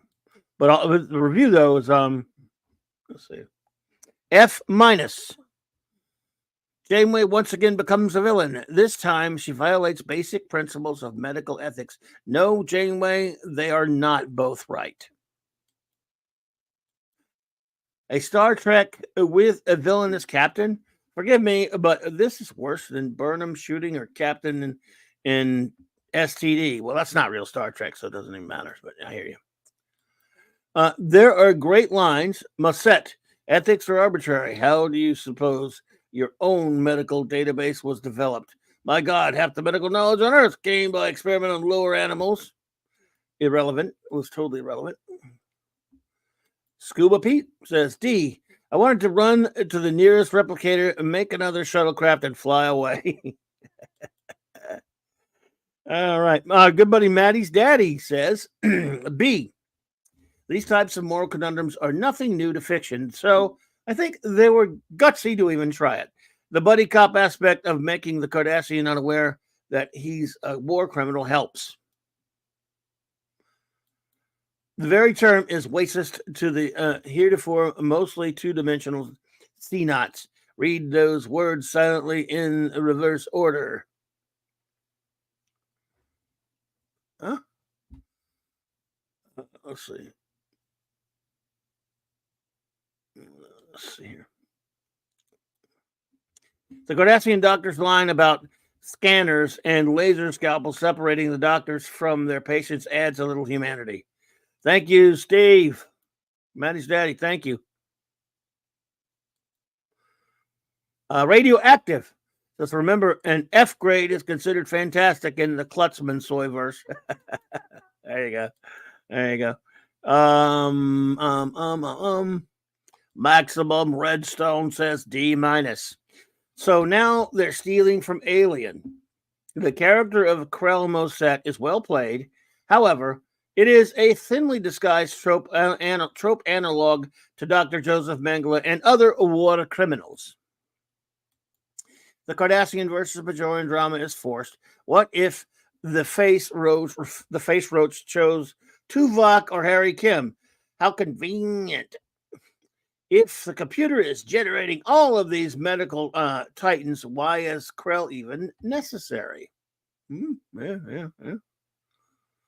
I hear you up in you. I hear you. The knowledge could just be uploaded to the doctor's program. Let's call this dumpster fire what it is, a virtue signal. Thank you, Max Redstone. RRTNZs. Oh, wait a minute. Max has got an addendum. Apologize, RR. Let me get that. Addendum. Did anyone count many lights there were? How many lights there were? Is that still a thing? I don't know. RRTNZ. Hey there, says Nothing Human Review. Anyway. Alien ripoff. B-movie monster is silly, but guest star Moset is excellent. Great interplay with Picardo. A clear Mengele allegory. Ethical question is very forced. Using his work equals as bad as him is a false moral equivalency. In the pale moonlight, DS9 does it better. Oh, yeah. Torres is dumb as usual, but for once, Janeway does both the right thing and the smart thing at the same time. B. All right. Interesting. Mars Monkey Max says, I'm not a big fan of Cardassians myself. I'd kick them all off the ship. There you go. They don't have any on the ship, fortunately. They had one, didn't they? Gwagnar, buddy. Gwag says, great F. Why can they all of a sudden create this hologram when they couldn't do this last season in Message and a Bottle? Yep. I don't know, sir. The controversy didn't need to happen. The character is a hologram and therefore does not need to look, sound, or act like Dr. Moset. Nice point. Exactly. Indeediousness.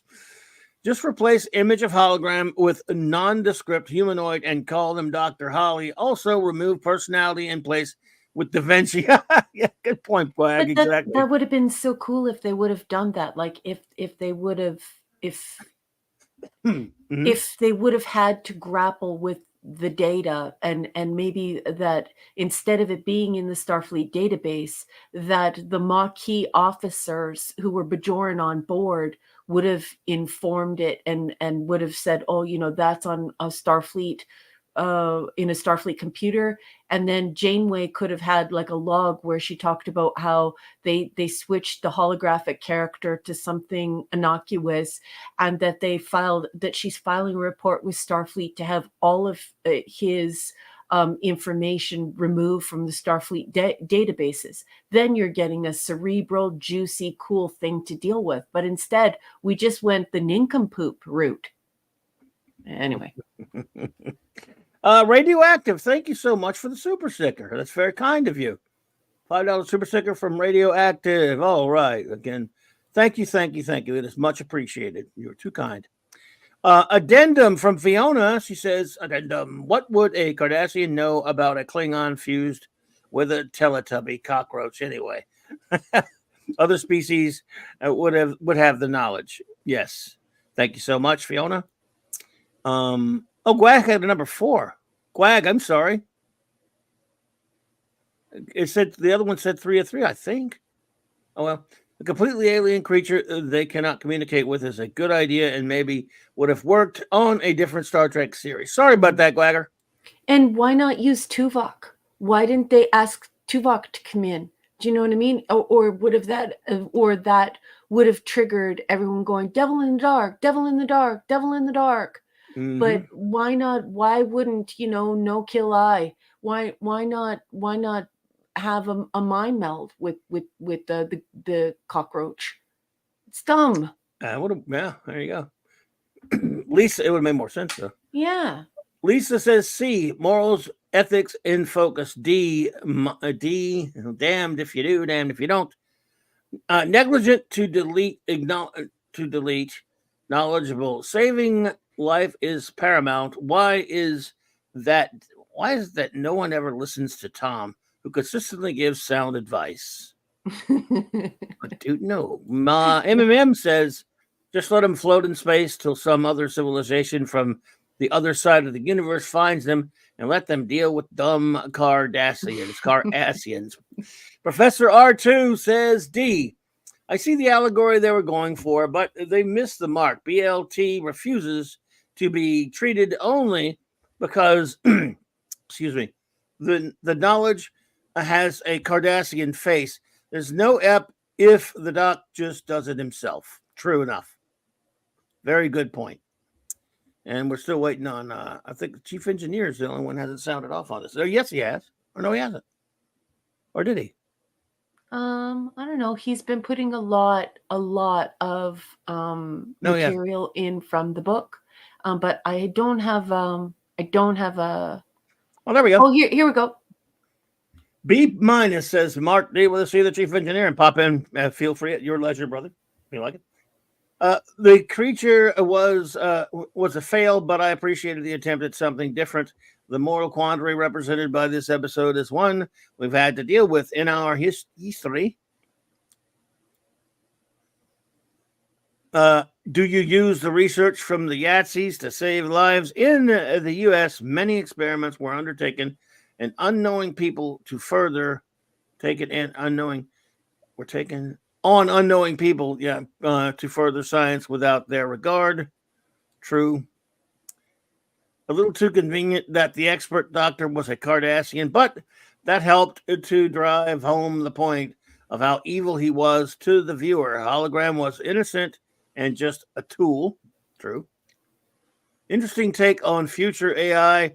As we can see, future potential just taking place now with Chat GPT. What is the need for experts if they can just be replicated on silicon? I didn't know. Well, there you go. Boy, we got through them all. We did it again. We've done it again, folks. We're done. Yeah. Now, of course, next week's scintillating episodes will be these, folks. 30 Days, Counterpoint, Latent Image, and Bride of Chaotica. Yeah. So, there you go. Yo, Mark, you there, bro? You don't have to be, but I'm saying if you feel like popping in. Yeah, so there we go, folks. We got through another 4. You see, you guys are troopers. Good night, Fiona.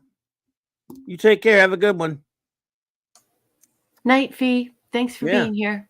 Yes, indeed. There he is. Hello. I'm here. What's up, duder? I was just making some toast. Would you like any toast? I'd like some toast. Speak of the devil. Would you like some toast? Oh, let me see if we have any room for that. I just clipped that. Did you clip it? I did, yeah, because I've been watching way too much Red Dwarf. You can't watch too much Red. Wait a minute. Yeah, but you watched it all. You going back to watching it again? Well, I haven't finished it yet, but I thought you got to the ending. Okay. I'm very close. I got to remove something. You never watched too much Red Dwarf. Yeah. Great show. So here, let me add we need some toast. Go for it. We need some levity if that that was a rough episode, God. Yeah. Would you like some toast? Mm-mm. Some nice hot crisp brown buttered toast. You got the other one too, or not that one? I'm working on it, but I'll be. Oh, okay, that's cool. That's cool. Yep. I just did that one during the show. I'm like, Oh yeah, levity here. Relax. After tonight, I feel that if I went out and smoked crack, I would be with exercise and intellectual growth. Wow, we're that bad, are we? My goodness. We try, buddy, but I guess we can't please everybody, can you? Shooter said, wow. A member chat from Shooter, 18 months. Thank you, buddy. Another week done and another member chat. Thank you for that member chat, my friend. Yay. Yes, you could all use the Thank member you, chat. Shooter. You all, those of you who are members, there's an easy way to use that member chat if you like to. Yeah, we're close to another avatar, not icon, or what you might call it. We need a few more members. Yep. There he is. That's you. See, I knew you were Talkie Toaster. What should it be? Clam pizza or Talkie Toaster? See, Talkie Toaster's here. Are you Talkie Toaster? You could tell us. If not, I know who is. Because he's watching. Is it Max? It's Max. It's got to be. Max, you got to be Talkie Toaster. I'm calling you out. Unless it's Stuart Mitchell. It could be him. Yeah. Max, are you Talkie Toaster? And if not, how come Greg hasn't had a member chat option for 2 months? But haven't had, I don't know. Every time, places that I'm a member. Oh, thank you, Larry. Holy crap. Larry. 5 members. Thank you, Larry. You're too kind, buddy. I appreciate that. Thank you. But no, places that I'm a member, just click on you click on where you go for the super chats, but you get a member chat for free, obviously. Yeah, you click the dollar sign. That's sort of the. It's click the dot. Look at Bruce Lombardo. Hey, Bruce. Just a quick hello from the Apartment of Solitude, member for 10 months. Bruce Lombardo, my friend. Good to see you here, buddy. All right, man. I hope you're doing well, buddy. Bruce. They call me Bruce. Yes, they do. All right, brother. Weird, Greg. But he said he I is have super sticker, super chat, and membership giving, but no member chat. That's what the heck. That's anyone else? That's happened to me before. Was it doing that to you, Mark? That's happened to me before. Yeah. Good night, Jessica. Good night, Jessica. Lasher and I are going to watch Oppenheimer and relax. Okay. Oh, that's right. Well, Lasher and Jessica, we love having you here. Yeah. Take care. Great friends of the show, and have a wonderful rest of the week. You're going to enjoy the movie. So we really that's an intense movie. Thank you for the cool conversation tonight and all of your reviews. You have no idea how much we appreciate your participation. Yes, thank you. And we just love hearing from you. So you guys, you're both great conversationalists. Thank you so much for jumping in and making tonight better just by you being here. Yes, indeed. Great to see you. Had almost a 7-hour game stream today, said Lombardo. There you go, buddy. Yeah, doing his D&D, which is awesome. Yep, that's my nice Tuesday, 7 buddy. Yep. hours. Holy cow, is sucky. No, that's nothing with, when you're playing D&D, it's not like work. It's just fun. Yeah, just hanging out with your buds. Yep. Here you go. It is work, but especially if Bruce is the DM, so yeah, it's a lot more work if you're the DM. Mary's leaving. Ginger, you heading out? Thank you for the gifts for Clobby tonight. Thank you for the amazing reviews. Thank you for just being such a great friend. You know that I love you. Sleep sweet, and we'll talk soon. Good night. Love you, Mary. Thank you so much. Good to see you, dear. You rock. So, all right, everybody. Well, I guess we can start making our. It's getting late for number 1. Of course, we kept you pretty late as usual. So, do you have any? Would you like to have some closing words? Sure. Let's do this. Let me just get in my place here. Yes. First thing I want to do is I am not Max. The first thing I want to do is I just want to say thank you to everyone who joined us this evening. I hope you had a wonderful time because I certainly enjoyed your company. You are all pretty fabulous people, and I am so grateful for your insight, for your opinions, for your jokes, for everything. You are all the finest nerds, geeks, and Trekkies in the galaxy, and it is such an honor and a pleasure to be a part of the shows where so many people show up, and you create this mini Star Trek convention every week at Clobby's virtual comic book shop. So thank you very much for that. I also just want to say a special thank you to everyone tonight who kept the chat really nice, even though there was a bit of a bumpy road there. I just want to explain that I saw some bullying online that I did not like, and I stepped up. And I wasn't the one being bullied. It was another person who was being bullied in a way that made my friend, who is a police officer, sit up and say, hey, that's cyber stalking. That's not nice. And I used my private Twitter, which is now called X, to let people know that I was not okay with that. And then I unfriended some people. And I just want you all to know that that's why that happened tonight in the chat. And I want you all to know that I will always choose to do the right thing. And I will always do that. And I will always pick that over popularity. And I want to thank you all for having my back as I go through the motions of that. I don't regret what I did. When I see somebody doing something really cruel and really deranged to someone else, I don't care how popular they are. I don't care how powerful they are. And I don't care about harming my own popularity. I just want to get the right thing done. And it was very cruel. And I'm happy with how it turned out. No regrets. And I encourage you also to do the right thing when you see someone hurting another person and you know it's wrong. I also want to thank all of the wrenches for your hard work tonight. You guys did a great job. I also want to thank my buddy, Lord Thoth. You are the best, sweetheart. I also want to thank Larry. Thank you for being my friend and for just being an awesome person. I want to thank Chris Persia for all the hard work he does for this channel. I want to thank my buddy Gwagnar for everything he does for my best buddy, Clobby. I want to thank Princess Fiona for using her social media for Clobby. And I want to thank Bubba Doom for using his social media for Clobby. All of these people literally go out of their way every single day to draw people into this show and into these friendships. And so I think they're outstanding. I want to thank everyone who was on X, who joined us tonight. It's fantastic to have you aboard.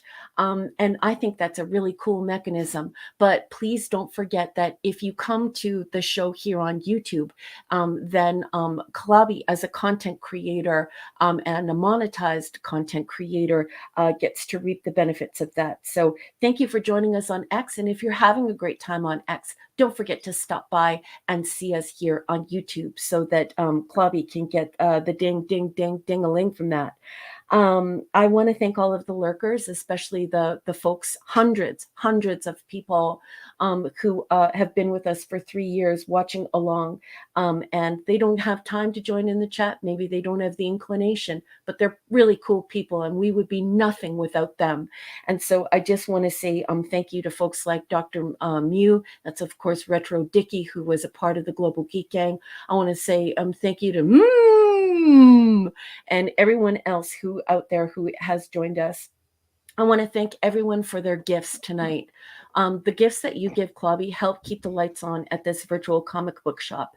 And he is quite modest and quite humble, but I want you to know how much it means to him and how much it means to all of us, because you make this show great. And your generosity is just aces with me. Thank you for supporting this show and this channel. I hope you have a membership. And if you don't, please don't forget to clobber the like button. Please don't forget to hit the subscribe button. And please don't forget to hit the notification bell. Clobby is a Southern gentleman who is a subject matter expert. He's a super cool guy to hang out with. And I just like to promote him as much as I can. I'm a communications and technology scholar, and I write science fiction. And because I'm not an activist and I'm not into activism, the corporations really aren't interested in my stories. It's been very difficult to get published, as these corporations specifically request people who are activists or stories that are about activism. And mine aren't. I just write classic episodic science fiction, and I could sure use your support. I have a first book out. It's called Science Fiction Tales, and it's on sale at Barnes and Noble and at Amazon. I also just published a novelette. It's actually in between a novel, a novella, and a novelette, but we're going to call it a novelette. And that is also available on Amazon. And I have a new book coming out. And there are some incredible people in this community who have backed my work. They haven't given up on classic episodic science fiction. And so they stand behind me as these cool 19th, 20th century backers. They're my patrons, and they're the most incredible people. And I'm so grateful for them. And they are the following humans: Larry, Tony Stark, Sean Carter, Penny Lane, Shooter, Gwagnar, Dave, Chris Persia, Scuba and Leslie Pete, Eric Kane, his trusty Dusty Dog, Kirby, Enigmatic Drop Bear, Michael and Cassandra Beacom, Mark D with the C, Anti-Derivative Jill, Maximum Redstone, JT Kirk, Dabman and the Dabman Clan. I'm so sorry for what's happening with your mom. I just want to extend all of our love and support, this whole community, on behalf of this entire community. We are sending you our love, our support, our good vibrations, and certainly our prayers for her healing, and for just so that you know that we love you and support you. I also want to thank Lord and Lady Thoth, and of course Lance, Rob Altus. You guys are my champions. Tyler, Jeff Wyatt, Rod Thunderheart, and Mazeris. Without you, my books don't happen. Thank you for not giving up on classic episodic science fiction that doesn't tell you what to do, and it doesn't tell you what to think. It just shows you a good time. Thank you, everyone. And last but certainly not least, I want to thank Mark for everything he does behind the scenes in creating cool little gizmos, gadgets, and wonderful things. You're just a great person, and I hope everyone will follow you. And last but certainly not least, I just want to thank my captain. My captain. Thank you for putting up with me. Thank you for being my friend. Thank you for inviting me here every week. I always have a marvelous time with you. And thank you for creating this space for us to come together, to talk about Star Trek, to celebrate the good, the bad, and the ugly. Oh, well, thank you so much. I love you, and it's so great to have you. By the way, Shooter said he's going to be out for the next few weeks. Shooter, we'll miss you, buddy. But yes, as you said, send me your reviews on Twit if you want, over the X, and I'll be happy to read your reviews. And we'll miss you. 20 parts. Just kidding. No, yeah, he knows. But I'm joking. Yeah, no Eshpix. Yeah. But hey, whatever you want to do, though, Shooter's good. We're going to miss you so much. We'll miss you, buddy. Safe travels. Indeedishness. And Raquel, you enabled me today too, so thank you for that. I know we got to get out of here, but I could flip through a couple of pages real quickly. Okay, so let me set this up, folks. This is a very obscure block text, although it says Erdman on it, because remember, Erdman is Block's husband. This is a pure production book. So it has this weird, nasty film on it, but it's actually a gorgeous hardcover book. And Mark actually got a better copy than I got. My copy is the dust jacket is toast, but the book is in pristine condition. Anyways, this it reveals in depth the production of Star Trek through several exemplars from 3 or 4 iterations of Star Trek. So I will be reading that and hopefully being able to share that with you when the opportunity presents itself. And Mark, I'm so happy that I enabled you for once. Look, I mean, I just got it this afternoon, so I didn't get a chance. I just flip through it a little bit. So I can't hear you, Mark. Oh, my mic is. Let me change. I thought I changed to my other mic. Let me see. Would you please say that again? Testing. Let's see. Let me. Yeah, I can hear you great now. No, I can. No, but wait. Now, if I go to my other mic, can you hear me now or? A little bit. No. My headset mic's not working. Okay. But I'll just. Yeah, because my headset. I guess my headset mic is not working. For some reason, Crisp is not going through, but let's see. Let's see. Test it. All right. Well, I'll just flip through pages, and you won't be able to hear what I say. But I just got it today. But it looks, the premise is it's showing 3 different production episodes from Star Trek. So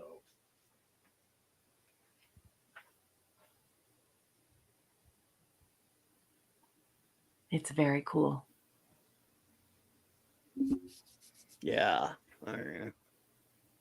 Huh. So lots of insight as we look through their best practices, as we look through how they go about getting things together and putting together these episodes.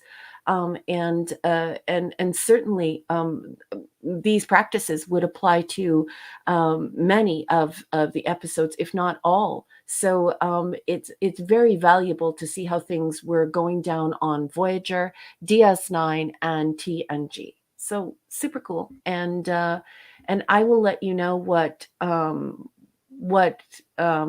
goozy goodness comes out of this. Hopefully it's going to be a pepperoni pizza. It's going to be delicious, and it's going to have lots of fun greasy stuff in it. But I mean, we'll see. It is Block and Erdmann, right? And Block and Erdmann are the cream of the crop when it comes to Star Trek information. And do you like how everything I'm saying right now is about food? Can you tell how hungry I am? We're gonna get you out of here. Get some food.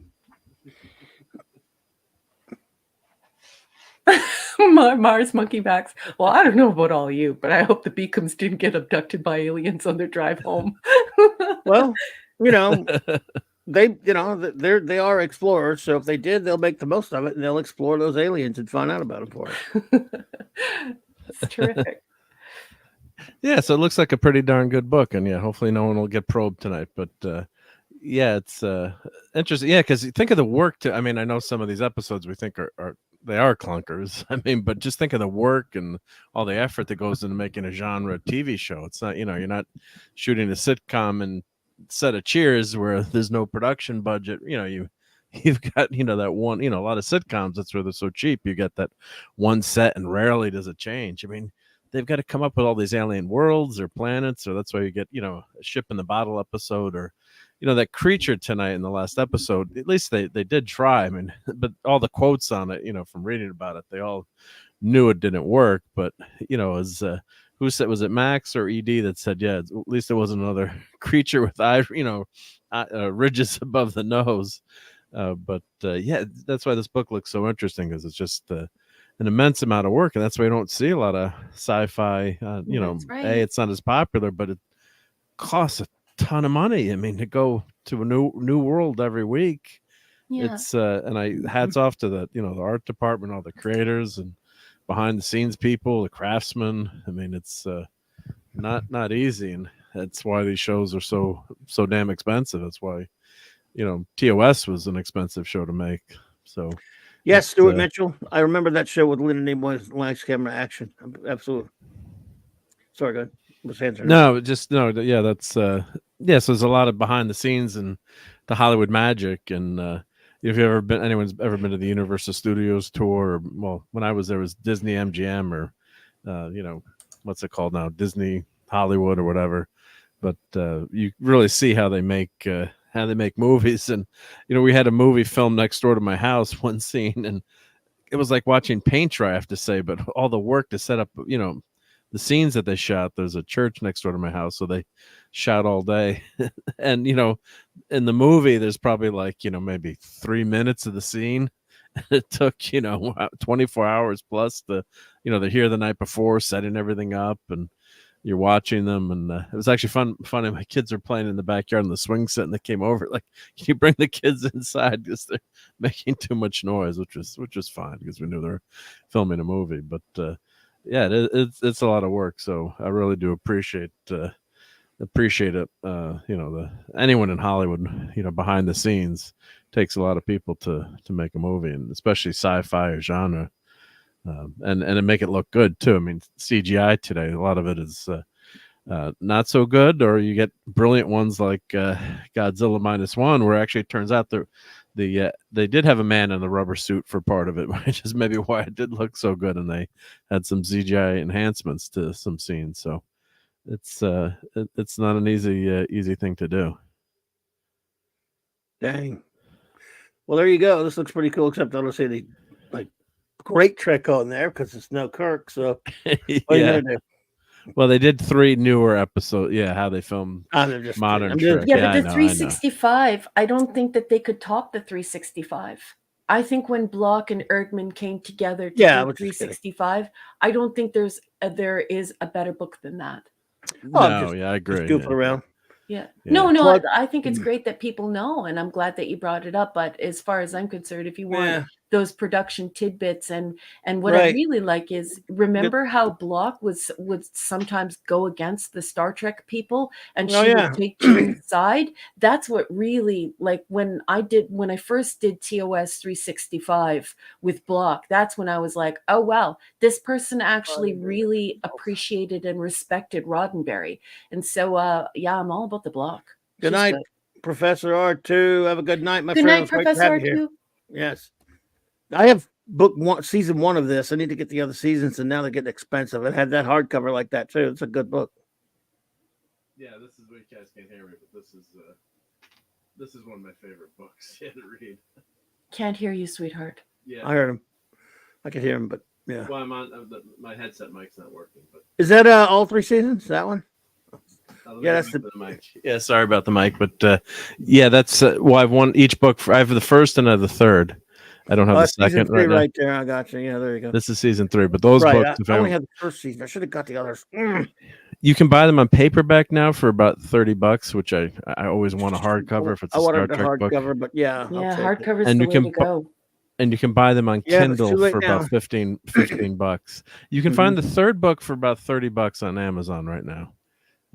So I got that one recently. And I got the hardcover. The second one is very expensive. The first one I bought years ago, and I just checked on Amazon. It's $200 for the hardcover. Yeah. But the behind the scenes stuff on these books are phenomenal. I mean, these are the voyages goes through each episode, and this guy got Roddenberry's notes that were all piled up in warehouses and stuff. Cushman, yeah. So it's great. So pretty cool. So great stuff. Yeah. So there you go. Great I mean, stuff. someday if we do a deep dive on individual episodes, then you read about, we will read the book on this, and then you get so many great details, just to cover, Yep, and Larry's got them good. We will. And Rob also. Oh, Rob has them as well. Also, yep. Oh yeah, nice. But I meant to get them when they first came out, but I mean, couldn't really afford them at that time. That happens. So like, I'll wait to get it. I don't have the money. Yeah. And then you don't get it, and then it's like, oh crud, the book is $1 gazillion now. It's just, I was dragging my feet. I mean, when we started doing when we started reviewing our original first, when we were doing the first season, I bought that book, and I meant to wait, second season. I was going to get the second season, but then third, but no, I had to be an idiot. Yes, even Barbie likes this book. See, Barbie's back there reading it. Production stuff. Yeah. So, let's see here. Are we ready to do show notes and shout outs? Are we ready? Sure. Number one. Ready. Did you need to run number one? Or you want to hang with us to do this? It's up to you. I can hang. Okay, well, go ahead. We'll go ahead and knock this out. Mark, anything you need to say before I do that? Well, we'll be doing Sunday Night Geekery, and thanks to everyone on the chat tonight. It was a lot of fun, and thanks to all the memberships. Since you'll do that, I'm sure, with super chats. But yeah, it's really appreciated by everyone here, and yeah, it was some great discussion in the chat. And I don't know what we're gonna be talking about. I guess I'm gonna have to send money to all the Sunday Night Geekery panels to go see Madam Web, so we didn't have to. So we didn't have to. Yeah, we don't have to. My friend texted me today. He's like, I heard it's really bad, but if you want to go, I'll go. No, J-Man reviewed it. Gary reviewed it. That's good enough for me. I think I can wait till streaming, or maybe what I do if I get the movie, I can watch it at double speed. We'll talk about that tomorrow night because that's yeah. All right, so Stuart mentioned photo novels. I still have some of those. But anyway, so the Geekery tomorrow night, folks, on Mark D with the C's channel, 10 p.m. Eastern Standard Time. and maybe have some eatery as well. Then Monday night, as I do 3 Mondays out of the month on the Great J-Man's channel, Legion of Superhero Reviews, J-Man Sean and I, 6 p.m. Central, 7 Eastern. And then I'll be on here reviewing some Superman comics on Monday Night Comics Talk. Tuesdays and Thursday nights, I'm over there on Mead Radio. I'm not Mead, excuse me, Midnight Edge after Midnight, not that one. Midnight's Edge After Dark with the great Tom Connors and that good group over there. Wildcard Wednesday night will be some Superman talk of some sort. I'm not sure what yet exactly. And then we'll be back here for the Clubhouse Thursday night with a Blake 7 episode review. Season 2, we're in season 2 now. The episode, of course, will be called Shadow. And then Saturday nights, before that, Friday night, Fearless Friday night, 7 p.m. Eastern on J-Man's channel. J-Man and Sean and I continuing our Frank Miller Daredevil Run review. And maybe after that, I'll hang with Nick and the gang with the Friday Night Comic Shop Boys, 8:30 Central. And then Saturday night, Star Trek 1, week from tonight, 4 more scintillating episodes of Star Trek Voyager, whatever it is. So, again, some shout outs, folks. Thank you, everyone who listened, either lurking out there. We really appreciate you so much, or on a download, on a rewatch, whatever you'd like to call it. And, of course, shouting out our wrenches, whether they're here or not. Eric K., Chris Persia, D. Bud Martin, Lord Thoth, J-Man, Maddie's Daddy, Stephen Callell, Fandy Outside, Hungry Boy, Max Woodstone, Larry. And now I'm going to shout you all out who are here with us in the chat tonight, besides those wonderful friends, of course. Let's see. Putin's Dog, FKHC 2005, Hike, Tim, Michael and Cassandra Beacom, Guagnar, Empress NM, Shooter. Hope to see you back soon, Shooter. Good luck out there, buddy. The lovely Mary, Ginger Menace, Comic Relief Crusader, Apollome's Minion and the Pupper, Penny, Taylor Swift is greater than something or other. Matchy, Stuart Mitchell, Dave C., Enigmatic Drop Bear, Lisa, Steve Casaboom, Raymond Feliciano, Sandra Feliciano, Mars Monkey, Max MMM, Jessica Baker, Larry. Oh, I shot you twice because you're worth it, buddy. Max Redstone, him too. Captain Finity, the lovely Princess Fiona, the Tetrarch of Apathy, Bubba Doom 1, Professor R2, Dadman and the Dadman Clan, Mr. Tickle Trunk, Scribe Light, Keely Chow, Roll That Tide, Scuba Pete, let's see, Value of Nothing, Simply Steve, Jamalama, Classic Comics, The Woke Breaker, Anonymous, Vulcan Lives, Zathras, Brogu from my own hometown, Atom Gray, Lasher, thank you so much, Lasher, Katie, Rob Altus Buddy, RRTNZ, Fanty, so I already got Fanty, it's right outside. Claude Selling, JT Kirk, Radioactive, Malachi D. Wildman, Machiny Draws, DJ Play Nice, Anonymous Gamer, Herc 130, West Cagle, Parker Luck, Darth, Joe Dog, Moon at Noon. Is it Moon at Noon? Ray Lucard, Talkie Toaster. Would you like some toast? And the great Bruce Lombardo. That's all I have here, folks. Thank you all for being here tonight. Have a fantastic remainder of your weekend. Trek on and clobber on, brothers.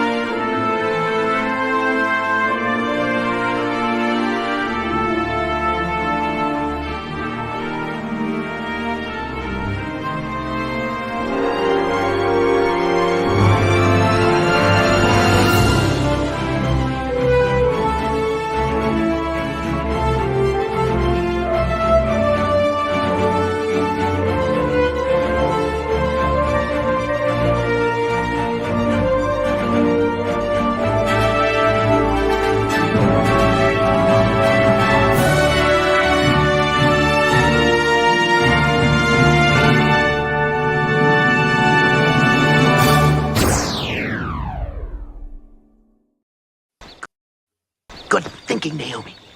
Who's the furball? It's the Chicken Man! I just love clobbering time. Yeah.